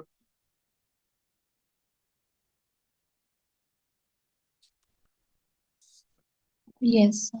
Yes. So we'll see कि बर्कले की फिलोसफी में हम देखते हैं कि वो तीन तरीके से रिफ्यूट करते हैं मैटर को, through refutation of Locke's abstract idea, through refutation of distinction between primary and secondary qualities, through rejection of representative realism, plus a systemic refutation. He refutes through whatever possible, whatever way possible. किन्हीं भी कारणों से वो refute कर देते हैं कि किन्हीं भी फिलोसफी से मैटर नहीं बचेगा, and then he establishes his, when he rejects matter, what is the other reality that remains? If matter is rejected, what is the other reality that will remain? Mind. Or in his philosophy, ideas and spirits, or rather I should say spirits and their ideas alone are real. He will be establishing what? Atheist Percipi. What is the meaning of atheist percipi?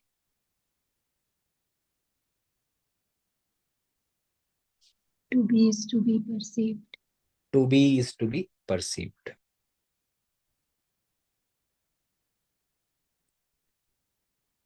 So let us revise atheist percipi of Berkeley, or the subjective idealism of Berkeley.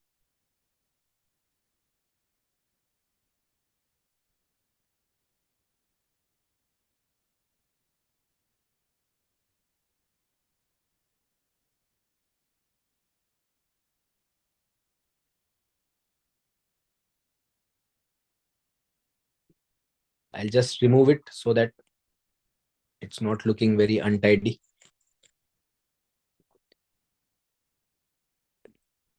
So first and foremost, what is idealism?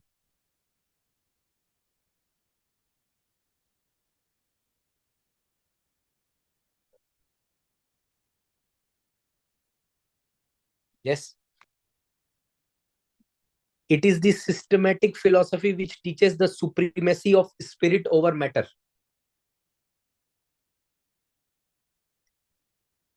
Atheist percipi literally means to be is to be perceived, or existence implies being perceived. Whatever is asserted of the physical object is useless unless it is in context of perception of such object. This establishes a direct and simple relation between our knowledge and known world. Then he says some things. Percipi is not personal. It avoids the fallacy of solipsism. क्योंकि परसिपी किसी एक particular व्यक्ति का नहीं है. There is perception of other spirits as well as infinite spirit. If nobody is perceiving then there is perception of God. There is also possibility of perception. Possibility का मतलब कि अभी नहीं दिख रहा है, it may be present in the future, so it allows for possibility of perception. Then there is ultimate perception of God. Ultimate perception of God matlab when nobody is watching, God is watching. Okay, so this ultimate perception of God, this will be a feature for showing permanence of things. अब मान लीजिए कोई ये कह रहा है कि to be is to be perceived. So अगर to be is to be perceived है, तो यानी कि अगर कोई चीज नहीं परसीव कर रहे हैं तो वो एग्जिस्ट नहीं करनी चाहिए.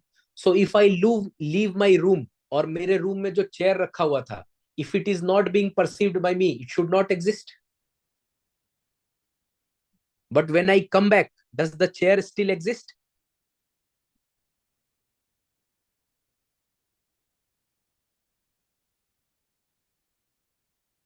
Yes, yes, the chair Yes. Still exist because if nobody is perceiving, who is perceiving? God. God is perceiving.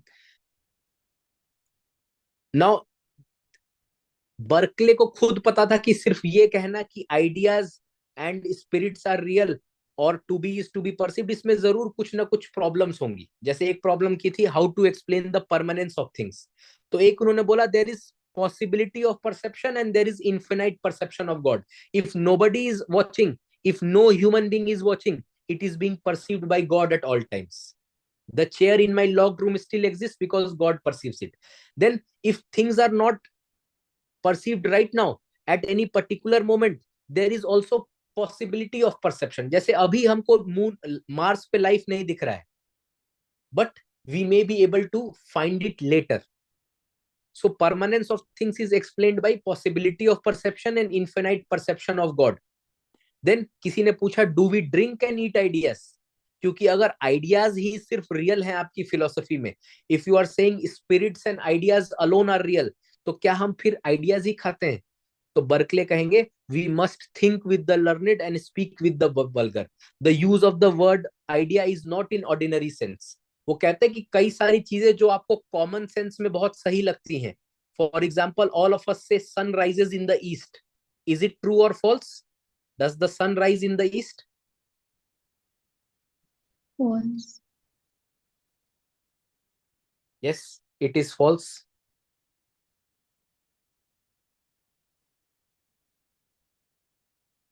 So he says कि भाई जो आपको कई बार कॉमन सेंस लग रहा है ना, वो कॉमन सेंस नहीं होता है. ओके, देन बर्कले कुछ कुछ तो क्रिटिसिजम्स को एंटिसिपेट करते हैं, फिर वो कुछ आर्गुमेंट भी देते हैं अपने एसियस्ट परसिपी के सपोर्ट में. He says an apple is a collection of different ideas of redness, smoothness, etc. But these qualities depend on different sense organs. Sweetness, redness. Sorry. So he's saying कि एक एप्पल जो है, it is having various ideas. Sweetness का idea है, redness का idea है. He is saying but ये जो स्वीटनेस रेडनेस है, मान लीजिए कि मुझे जो है कलर ब्लाइंडनेस है, will I be seeing the apple as red, और will I be able to make a distinction between red apple and then वो जो महंगा सा एप्पल मिलता है ग्रीन कलर रेड वाला? Will I be able to make that distinction if I am color blind? No. So if I cannot make, that means this redness of apple is dependent on me. Then Berkeley argues that what is known is knowable. What is knowable is mental. Things of the world can be known. Therefore, things of the world are mental. एक वो syllogism से explain करते हैं, कहते हैं what is known is knowable. Second statement कहते हैं what is knowable is mental. Third statement कहते हैं, तीन प्रीमाइसेस रखे इन्होंने, तीसरा कहते हैं things of the world can be known. तो पहले दो का यूज करके कह देंगे वो things of the world are, what will be the conclusion? Yes,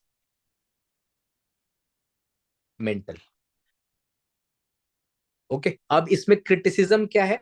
Realists argue that idealists like Berkeley are confused between awareness of a thing and the thing itself. This criticism is given by whom? Which contemporary Western philosopher? Moore, yes. So Moore, in his refutation of idealism, refutes atheist percipi of Berkeley. और दो तरीके से करते हैं, एक analytical method से, और दूसरा तरीका जो है, one he does it by analytic method, the second one he does by metaphysical criticisms. और मेटाफिजिकल क्रिटिसिज्म में यही बात कहते हैं वो कि the idealists are confused between awareness of a thing and the thing itself. और एक बहुत इंटरेस्टिंग वो बोलते हैं कि अगर आप शेर देखेंगे, अगर आप टाइगर देखेंगे, तो will you consider that this is an idea of tiger और will you start to run? So you will obviously start to run, or maybe you will fight the tiger if you are, अगर tiger जिंदा नहीं रहना चाहता तो। So he'll be Moore will be destroying the subjective idealism of Berkeley. Okay, तो इनके criticism में जो है हमको यही लिखना है, which has been done by realist like Moore, that entire. अगर बाई चांस ये क्वेश्चन आए कि what is the refutation of Berkeley's idealism, तो समझ जाइएगा कि मूर पे हमको सवाल लिखना है। We will have to write a question on Moore. Okay, so यहाँ पर let us take a 15-20 minute small test. यहाँ तक के कुछ क्वेश्चंस हैं, दो क्वेश्चन मैं आपको दे रहा हूं, देखते हैं आप लिख पा रहे हैं कि नहीं।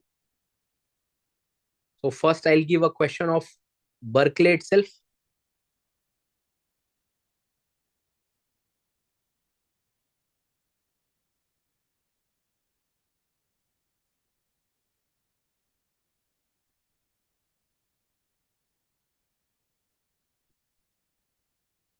बर्कले तो खैर बहुत ही इजी है। So just right question number 1।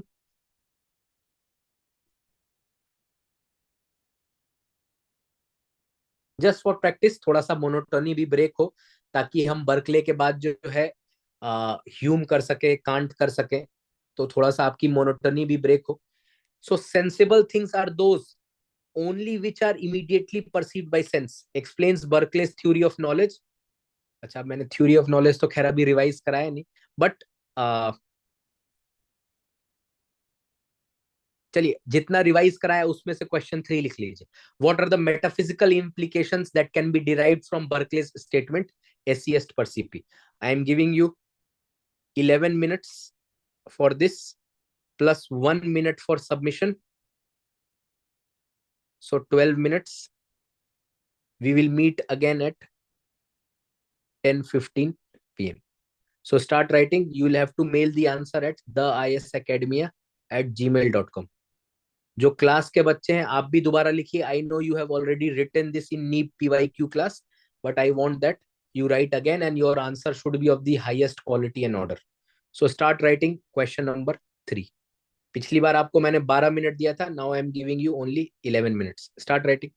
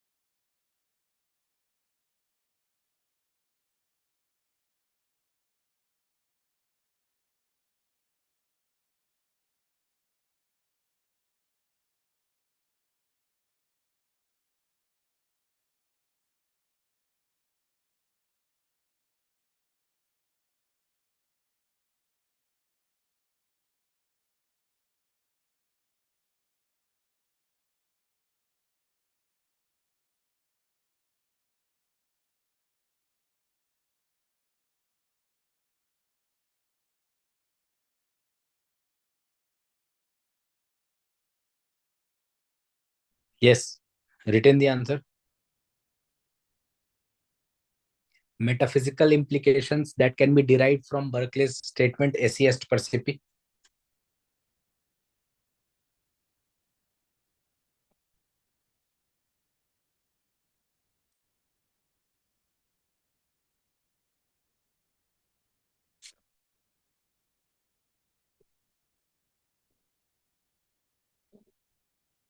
Let us check one of the answers.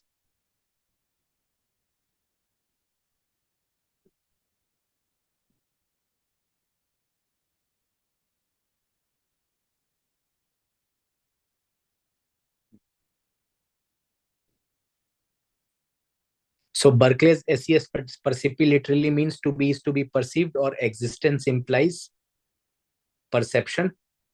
Whatever is asserted of the physical object or physical world, दोनों लिख सकते हैं, is useless unless it is in context of perception of such object or such world.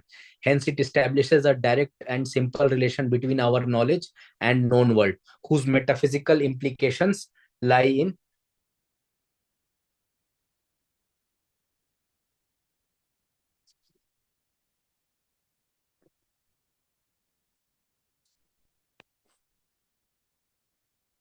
uh,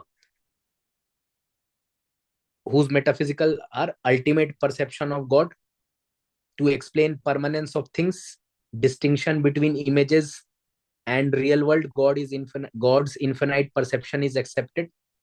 Theory of notion. Berkeley insists that in addition to ideas in our mind, there are also other items called notions. अच्छा, object confirms knowledge, knowledge confirms object. ठीक है, इसमें थोड़ा सा there is some kind of problem. Ultimate perception of God plus, so there are few metaphysical implications. First, to explain permanence of things. Second, to explain difference between images and real world, or to explain error.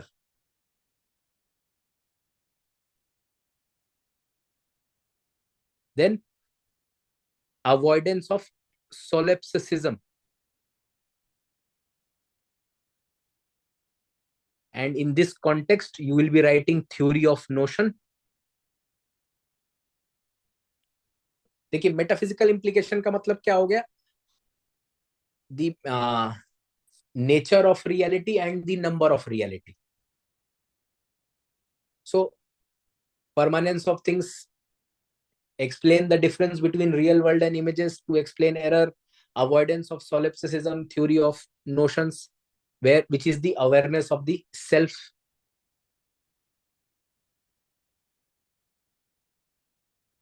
Okay, इसका epistemological में object confirms knowledge, knowledge confirms object. This is the epistemological implication of subjective idealism. Hence Berkeley remarks, we must think with the learned and speak with the vulgar.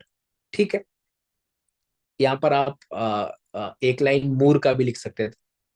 Realists like Moore criticize Berkeley for not making the metaphysical distinction between awareness of a thing and the thing itself.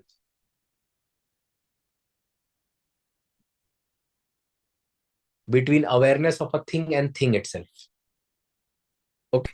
Now let us move to the next topic. David Hume. Answer is good. Overall, a good answer. Let us move to Hume.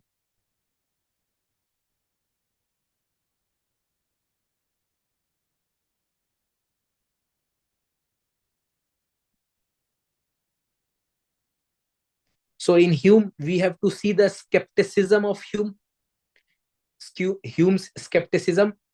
यहाँ पर एक diagram में पूरे Hume का scepticism explain हो चुका है. Epistemological side में कॉजालिटी में there is no necessary connection between cause and relation, and there is problem of induction.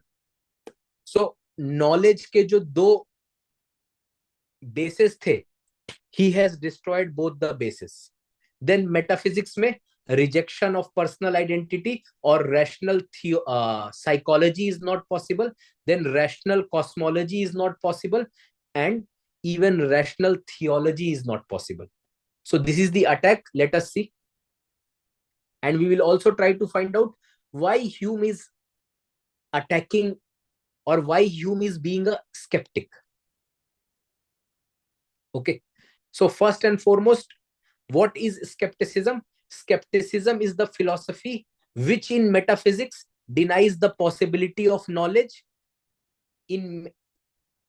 which in metaphysics denies the possibility of knowledge or existence of ultimate reality. Metaphysics में दो चीजें हैं, ultimate reality का possibility नहीं है, of what? Existence as well as knowledge. या तो हम जान नहीं सकते, या तो अल्टीमेट रियलिटी एग्जिस्ट नहीं कर सकता. और एपिस्टेमोलॉजी में it rejects the claim of absolute knowledge. It denies the possibility of certain knowledge. No knowledge can be declared to be universal and necessary. Very beautiful definition of skepticism. I request that you write such kind of definitions. Okay.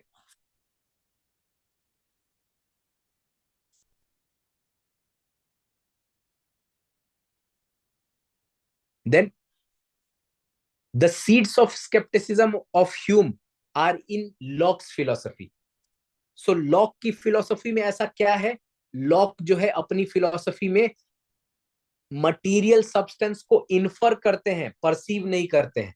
Plus अपनी theory of knowledge में representative realism देते हैं. He says ideas are representative of objects, not objects themselves. Ideas can never reach the object. They are representative of things, not things themselves. And he says, with respect to material substance, I know not want. Not want, I know not want.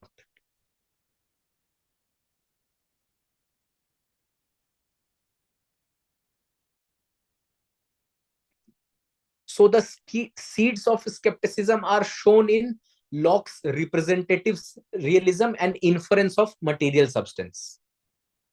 तो Hume क्या करेंगे? Metaphysics और epistemology दोनों में क्या क्या deny कर देंगे? Rational cosmology is not possible. मतलब वर्ल्ड के बारे में आप नहीं जान सकते with certainty. you only have belief in the external world. Rational psychology is not possible. Substance is an idle figment of imagination, or self is a bundle of impressions. Epistemology में necessity in causation is merely psychological.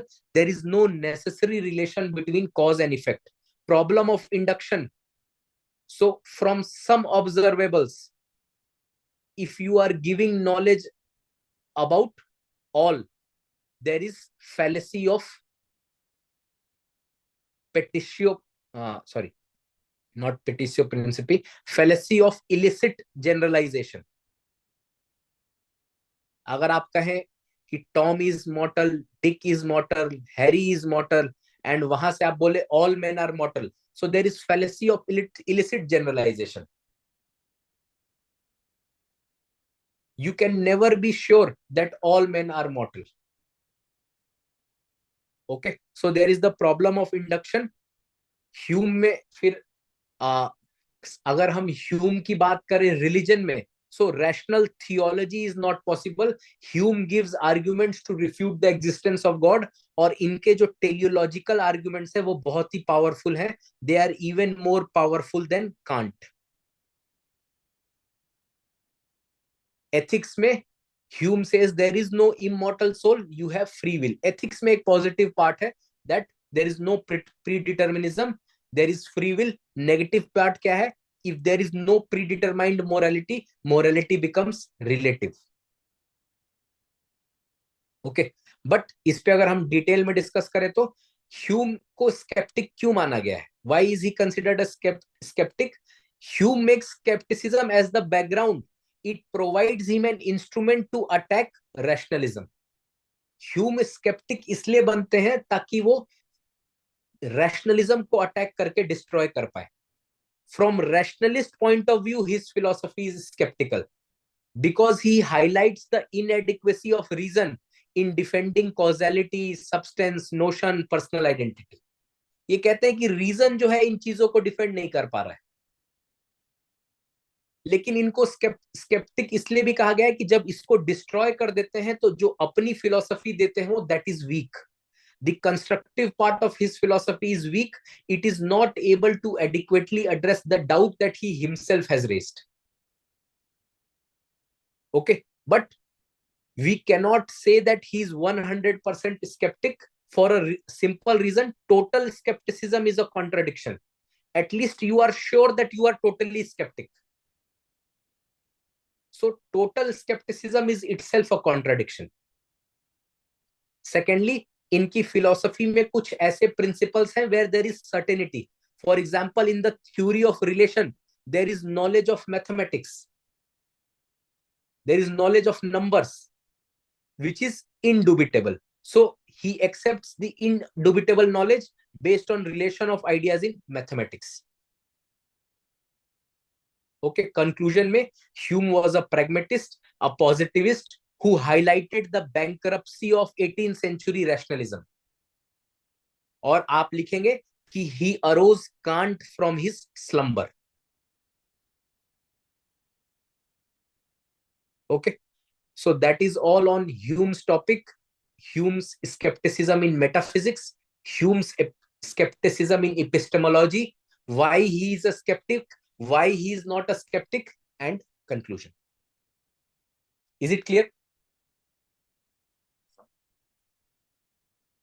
Yes, sir. Okay. Now let us see what is left in the agenda. At least try to push for one more.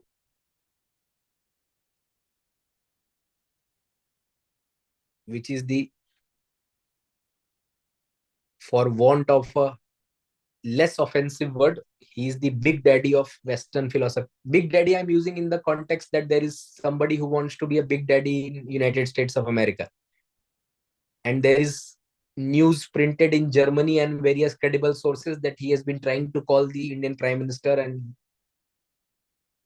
those calls have not been received. So he does, maybe क्या उनको पता ही नहीं है obviously that we come from the lineage of Shastri ji, और तब तो हमारे पास कुछ भी नहीं था, और तब वो रीढ़ की हड्डी अपनी सीधी खड़ी करने की क्षमता रखते थे. Today we are a country of 1.4 billion people. The national awareness or national consciousness of the people has arisen. So whatever we may be domestically, whatever fragmentation we may be, whatever voter chori, yatra, etc. we may do, and whatever nonsense there might be in some leadership, सरकारें आएंगी, सरकारें जाएंगी, लेकिन जब देश की बात आएगी तो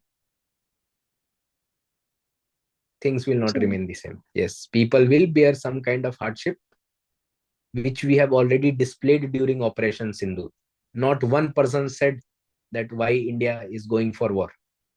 In fact, the hardline critic of Prime Minister Modi also said कि अभी और मारना था, आपने समझौता क्यों कर लिए. So, having said that, let us do Kant at least. Again, a very important topic, very detailed topic.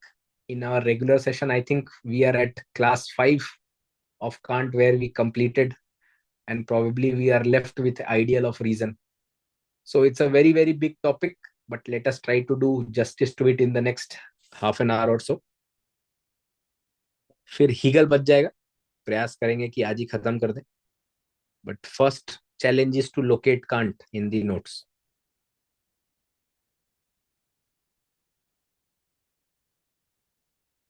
So third row first PDF. Okay, third row first. Okay.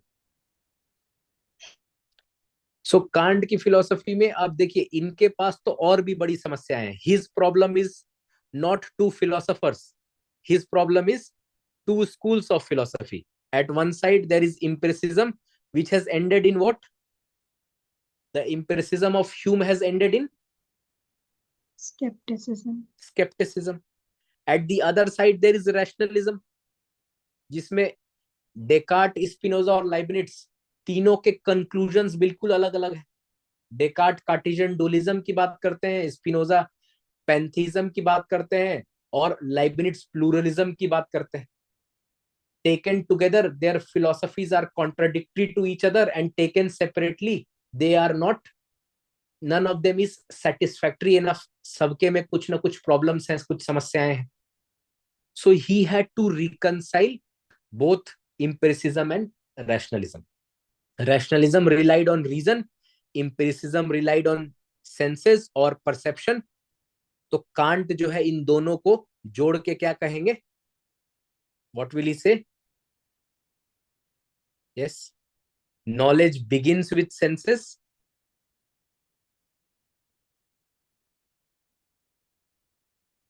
proceeds to understanding, and ends in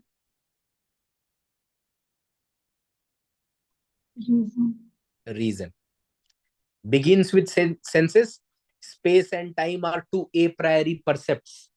Proceeds to understanding, there are the 12 categories or the 12 concepts, and ends in reason. अगर reason को इसके beyond आप भेजेंगे तो transcendental dialectics में can't आपको क्या पढ़ा देंगे?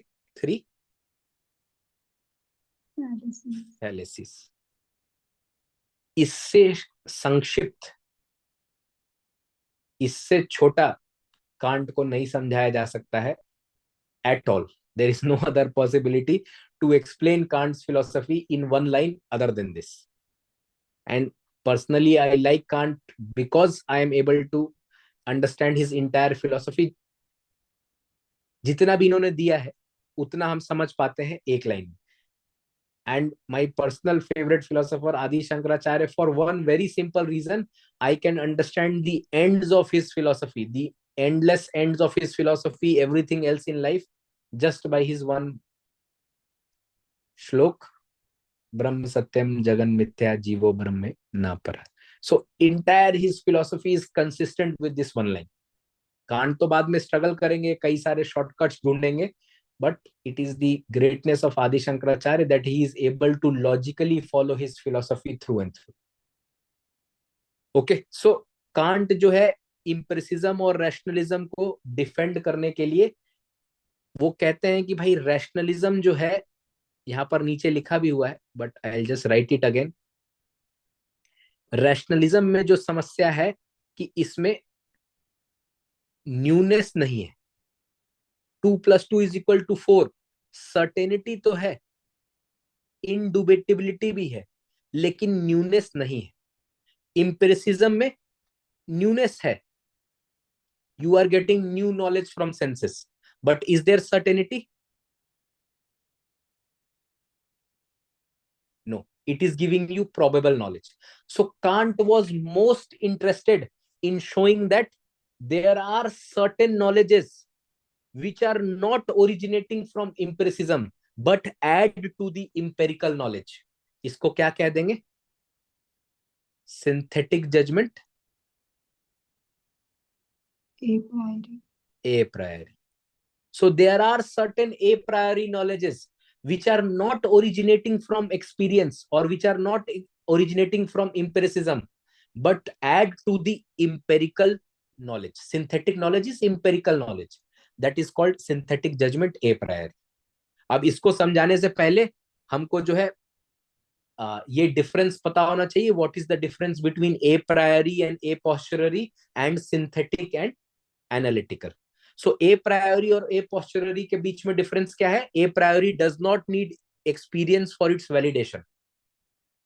A is equal to B, B is equal to C, therefore A is equal to C. इसके लिए एक्सपीरियंस की आवश्यकता नहीं है. A posteriori, it requires experience for its validation. For example, sun rises in the east, box is heavy. ये experience से हो पाएगा. Then there is also synthetic and analytic. और यहाँ पर कांट अपनी ingenuity show करते हैं, अपनी originality show करते हैं, because he gives his own distinction between synthetic and analytic. ये क्या कहते हैं? Synthetic propositions वो हैं where predicate is not contained in the subject. जैसे material bodies are heavy. There is nothing in the predicate heavy which would be contained in material bodies. हो सकता है कुछ ऐसे material bodies हो जिनका कोई मास ही ना हो, neutrino, they are not heavy, massless. फिर एनालिटिकल प्रोपोजिशंस वो होते हैं where predicate is already contained in the subject. Bachelors are unmarried male. तो अनमैरिड मेल जो है it is already contained in the subject bachelor. लेकिन बाकी सभी लोग ये मानते हैं that there is no difference between synthetic and a posteriori and a priori and analytic. But Kant का कॉपरनिकन रिवॉल्यूशन क्या था? He says that there are some a priori statements which can be synthetic. Not all a priori statements are analytic. So a priori element in knowledge that is not derived by experience but adds to empirical knowledge, that is the crux of synthetic judgment a priori. अब शुरू में तो हमने empiricism और rationalism को किया है. Yes, synthetic judgement ए priori, इसका क्रक्स जो है I have just explained to you in one line. Maybe it will be written somewhere here. Yes. So just read, Shavya, this one line. Can you please read? Yes, sir. Yes. Kant was most anxious to show that there are a priori elements in knowledge which are not derived from experience and yet which help in increasing empirical knowledge. This is the real meaning of synthetic judgment a priori. That is, according to Kant, there are elements which increase our knowledge without being empirical, or they are universal and necessary propositions without being analytical. Yes. So there are elements in knowledge which are not based on experience but add to empirical knowledge. And then he goes on to prove that synthetic judgment a priori is possible in mathematics, synthetic judgment a priori is possible in physics. So how does he prove that synthetic judgment a priori is possible in mathematics? Yes.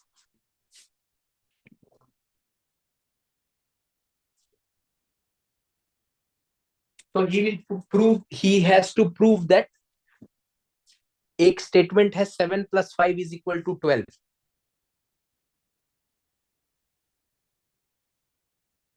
This statement is analytic because this is 100% true.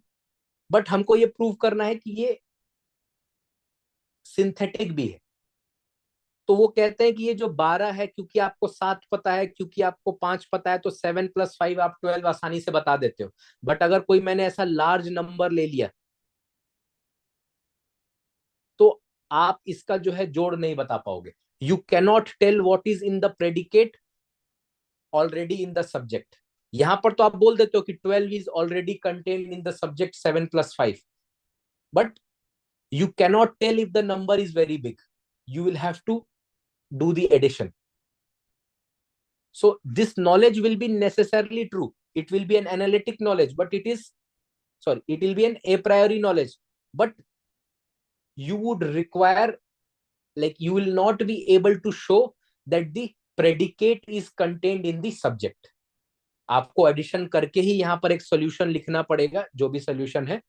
So therefore this statement is also synthetic. Predicate is not contained in subject, so it becomes synthetic. A priori है क्योंकि ये 100% correct knowledge होगा. Then एक बात कहते हैं कि straight line between the 2 points is shortest. मान लीजिए ये स्टेटमेंट है मैथमेटिक्स की, everybody agrees this statement is 100% true. लेकिन स्ट्रेट लाइन ये तो एक क्वालिटी है कि ये लाइन सीधी है. शॉर्टेस्ट ये एक क्वांटिटी है. सो is the quantity shortest already contained in straight line? No. So the predicate is not contained in the subject, Therefore, it is a synthetic statement, and we already know that this is a mathematical statement, so it is a priori not dependent on experience. हमको पता है कि हमको ये नाप के देखने की जरूरत नहीं है कि straight line between 2 points is shortest. This we know as a fact in mathematics. So therefore, because of these two, synthetic judgment a priori is shown by him to be possible in mathematics. इसको detail में ये discuss करते हैं when he does the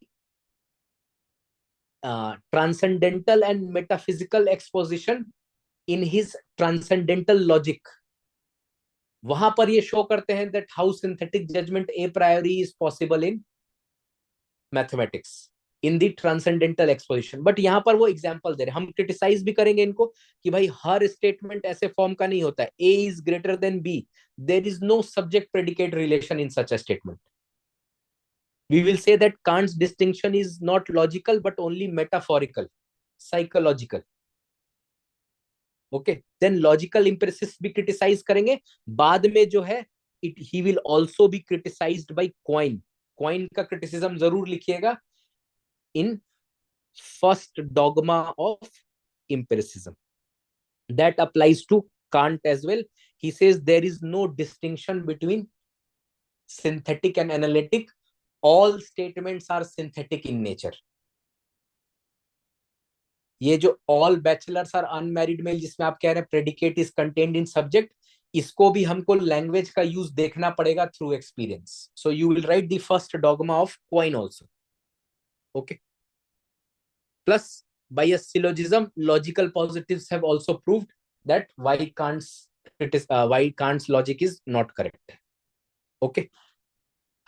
Conclusion में we will be appreciative of Kant क्योंकि उनका जो notion of space and time है उनके समय का है. His notion of space and time is based on Euclidean space and Newtonian time,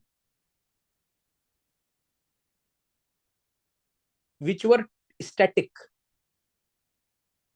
आज के समय में ना हमको आइंस्टाइन का थ्योरी ऑफ रिलेटिविटी पता है, तो ये अपने समय के लिए जो फिलोसफी दे रहे थे वो ठीक है. What ever is a priori necessity of Kant is convention of today.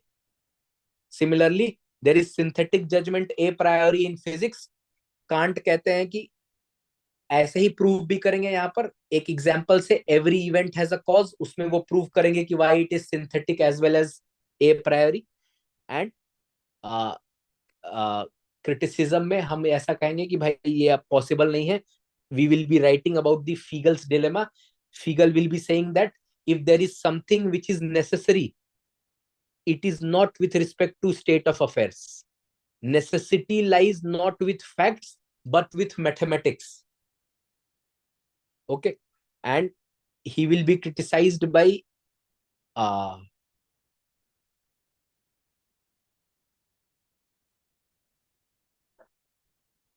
apologies. So he will be criticized that Hume will say कि भाई ये जो आप कह रहे हैं वो ना तो एनालिटिक है, ना तो इंडक्टिव है, ना तो डिडक्टिव है. तो किस वजह से सही है? एनालिटिक क्यों नहीं है? Because if it is analytic, it does not apply to matters of fact.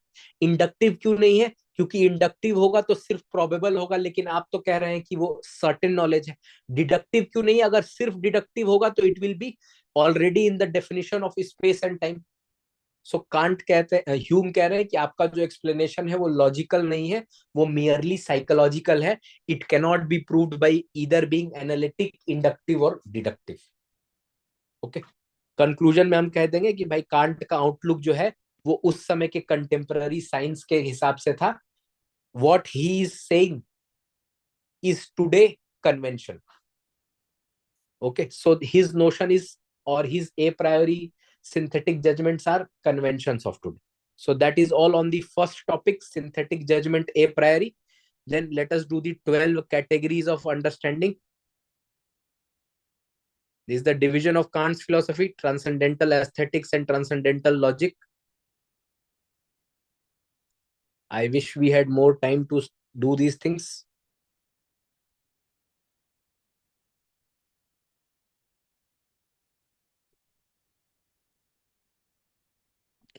So in transcendental analytics, he will be discussing about the 12 categories of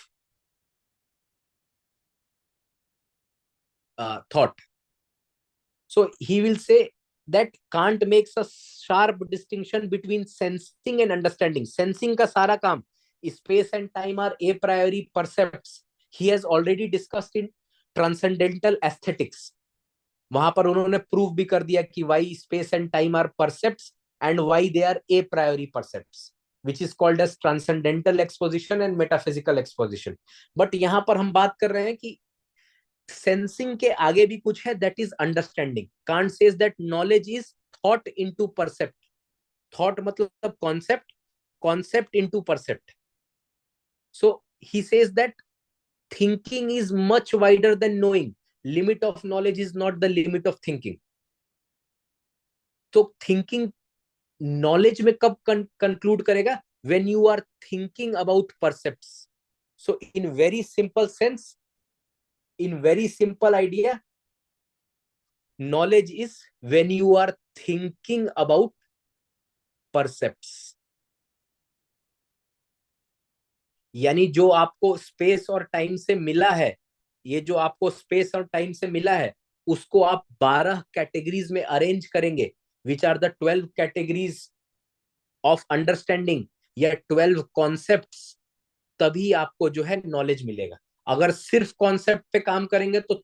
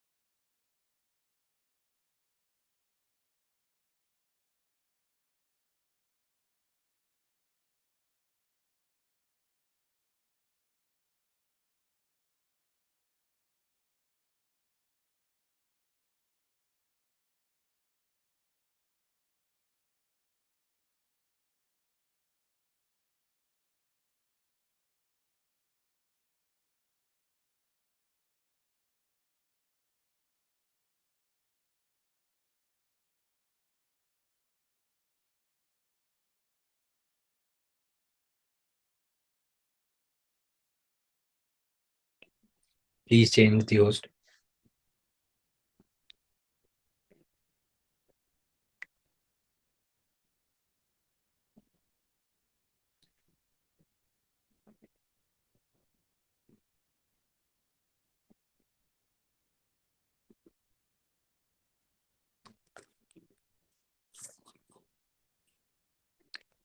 Is my voice audible?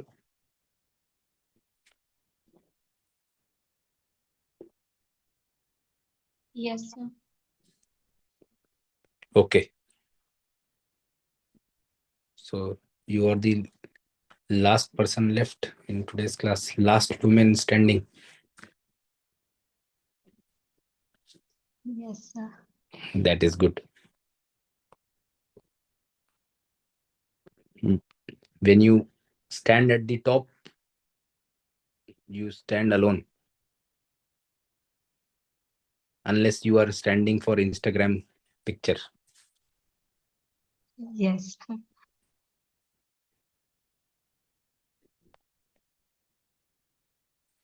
So so space और time जो है, जहां से आपको परसेप्ट्स मिलेंगे, जहां से आपको रॉ मटेरियल मिलेगा, उसको आप जो है 4 कैटेगरीज हैं, मतलब there are 12 categories divided into 4 parts, that is quantity, quality, relation and modality. ये इनको कहां से मिला? एरिस्टोटल की फिलॉसफी से मिला था. तो क्वांटिटी, क्वालिटी, रिलेशन और मोडालिटी, इन चारों से जो है he is like he explains his 12 categories based on the 12 categories of judgment given by Aristotle. Aristotle जो judgment already दे अपने लॉजिक में जो 12 जजमेंट दे चुके हैं, उसी को ये एज इट इज उठा लेते हैं अपनी कैटेगरीज को बनाने के लिए. So he will be using that. And Aristotle has given quantity, quality, relation और मोडालिटी. इसके लिए आपको यहाँ पर निमोनिक भी दिया था एक, जैसे क्वांटिटी के लिए क्या है? Cupid, that is unity, plurality and totality. यहीं पर एक और बात बता देते हैं जो कांट ने खुद बोला है कि जो थर्ड कैटेगरी है, it is actually a synthesis of the first two. Second के लिए जो आपको निमोनिक है, जो एग्जाम, क्योंकि यूपीएससी सीधा पूछ लेती है और ये आपको बाद में एंटी मनी में भी काम आने वाला है. When we will study antinomy, you will find that these categories are there as well. Okay, तो वहां पर भी आपको जरूरत पड़ेगी. So Q are not limiting. So quality, reality, negation and limitation. Third is R S C R और राज्यसभा C R. So that is reality, or sorry, relation in which there is substance, causality and reciprocity. Last is modality. Modality में there is model pen. Modality में possibility, existence and necessity. Okay, so these are the categories. Please इसको याद कर लीजिएगा. There is no other way around it. In fact, ये जो इस side जो चीजें हैं, this is the entire logic given by Aristotle. एक पूरी किताब लिखी थी उन्होंने, तो उसी को कांट ने यूज कर लिया है in his categories. Why they are called categories? Because they have been called categories since the time of Aristotle. Why they are 12? Because उन्होंने भी ऐसा ही किया था. ओके, और यहां से एक ये लाइन ड्रॉ कर देंगे. He will say that understanding maketh nature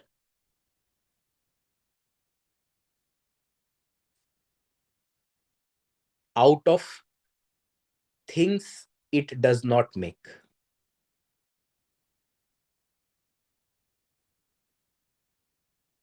so understanding, ये जो 12 कैटेगरीज हैं, दे आर मेकिंग नेचर और नॉलेज आउट ऑफ मटीरियल,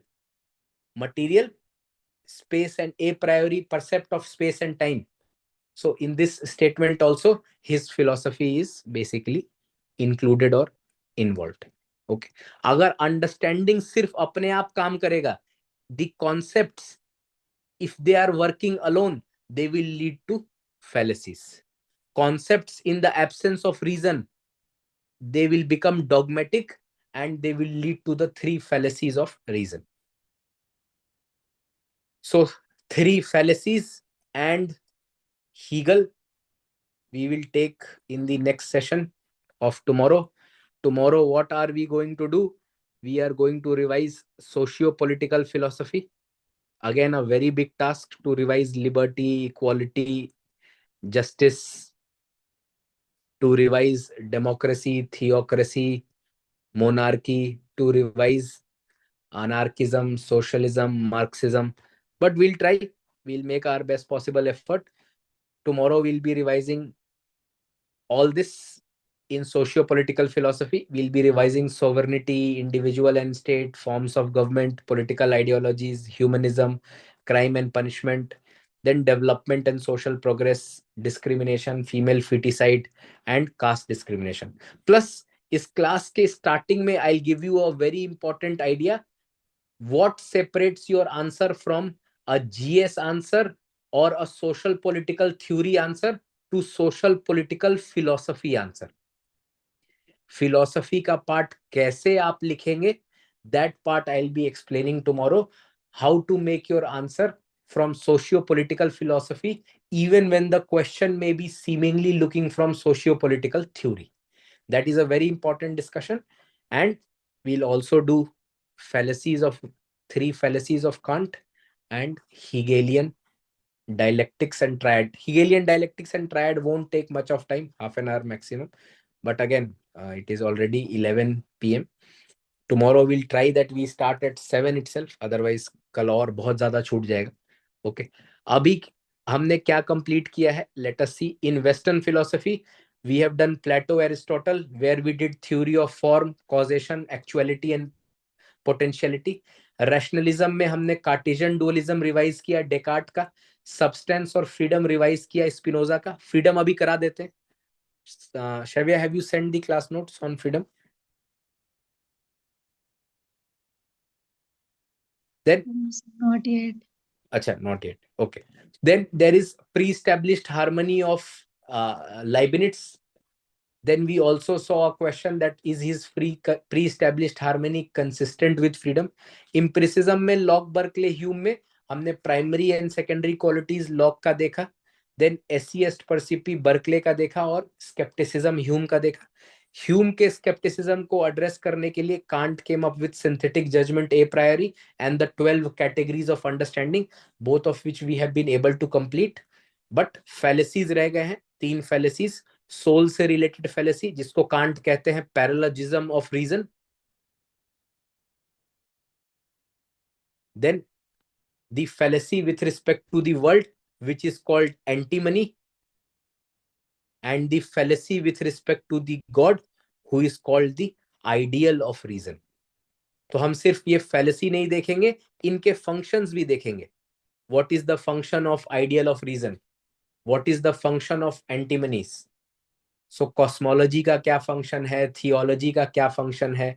यहाँ पर एक्सटेंड करते अगर पूरी तरह से कराते तो यहाँ पर हम कांट का मोरालिटी भी पढ़ना चाहिए था हमको, but time is not there to read that.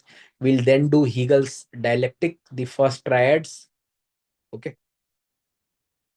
So his famous philosophy of thesis, antithesis and synthesis. Okay. Sir, I've Yes. sent. Okay, I'll just take as last part freedom of Spinoza. सिर्फ इसलिए करा रहे हैं क्योंकि हमने जैसा करा है that is different from everybody else.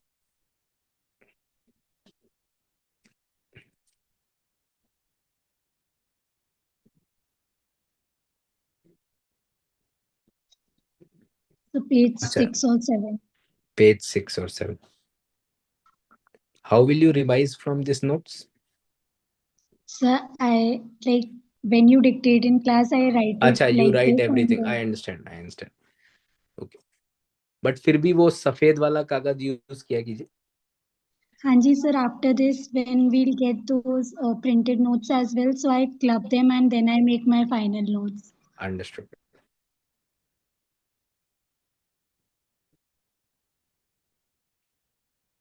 हाँ, freedom in Spinoza's philosophy. So in Spinoza's philosophy, there is no freedom, neither human nor God. I hope it is visible.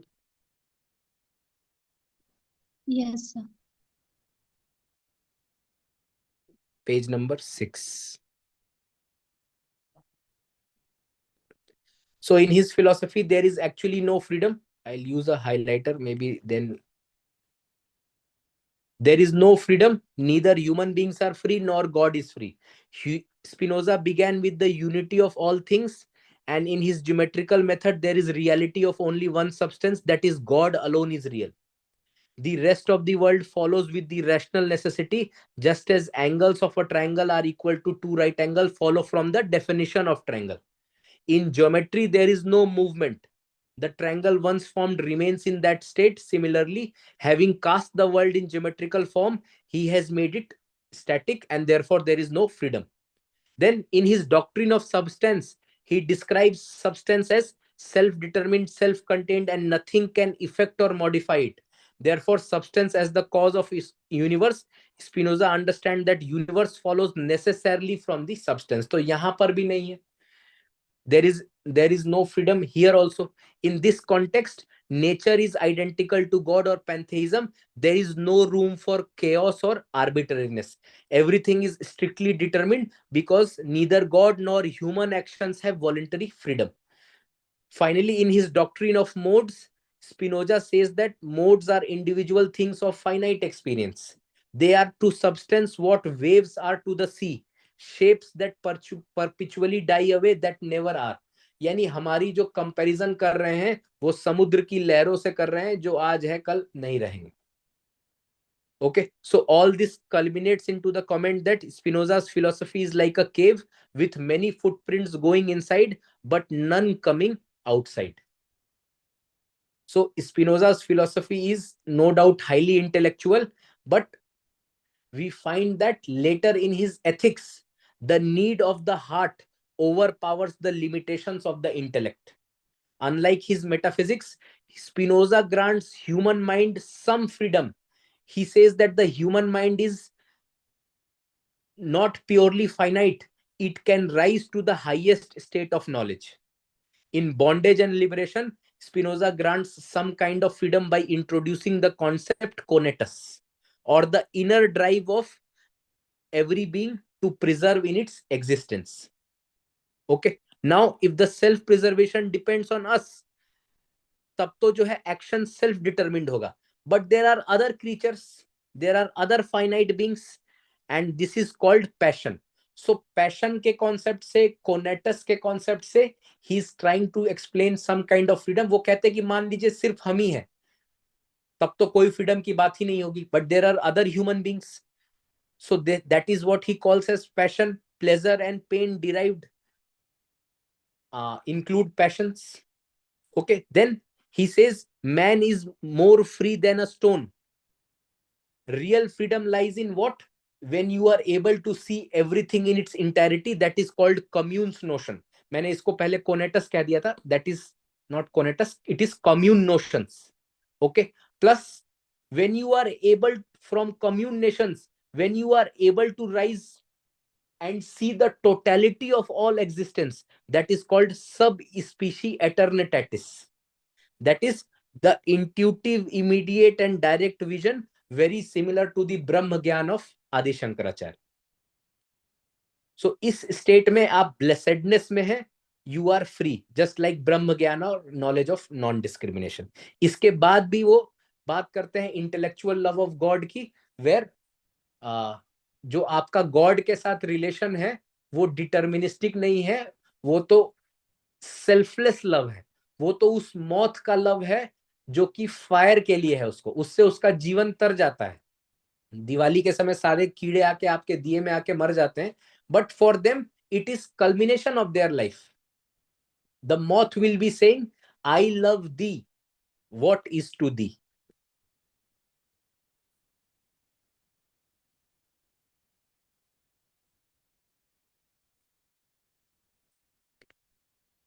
So on that note, we will be ending this session, day 3 of Sudarshan revision, where we have taken an impossible task, but we are trying to make it as much possible as possible as much possible. to revise each section of philosophy in one day, along with very good points, very good notes, etc. Plus, abhi ek session hone wala tha of another faculty where he would have discussed the questions which were given to you in the test today. But I think it is already 11 and we should not trouble him. So those questions also we'll discuss tomorrow. We will revise socio-political philosophy and कुछ एक topic जो हमारे रह गए हैं, can't और Hegel, उनको भी अधूरा नहीं छोड़ेंगे. कांट और हीगल भी आपको रिवाइज करा देंगे. So day 1 is done, contemporary western philosophy. Day 2 philosophy of religion is done. Day 3 western philosophy is done. Kant का कुछ पार्ट रहता है, that is the 3 fallacies of reason and Hegel's dialectic method and triad. We will be doing on day 4 socio-political philosophy. कल आपको liberty, equality, justice, sovereignty, individual and state, caste discrimination, then gender discrimination, forms of government where we will be only doing democracy, then ideologies where we will be doing Marxism and development and social progress. We'll try to revise it in one day, plus a very important discussion as to what constitutes a socio-political philosophy answer. And we will end with the Friday night blockbuster, or not Friday night, on Friday it will be in the day only at 12 PM, क्योंकि आपको जो है Saturday को अपने compulsory paper Hindi और English के लिए भी पढ़ना है. So on Friday we'll be taking it in the first half itself. We'll do Indian philosophy, Charvak, Jainism, Buddhism, Mimamsa, Nyaya, Vaisheshik, Mimamsa, and Advaita and Aurobindo. And we will culminate this revision exercise and move forward with our NEEB and target 300 plus philosophy classes. Okay, so that is all from my side. Thank you for your time and patience, especially this late. So, and thank you, Shavya. Good night. God bless. Thank you, sir. Night, sir.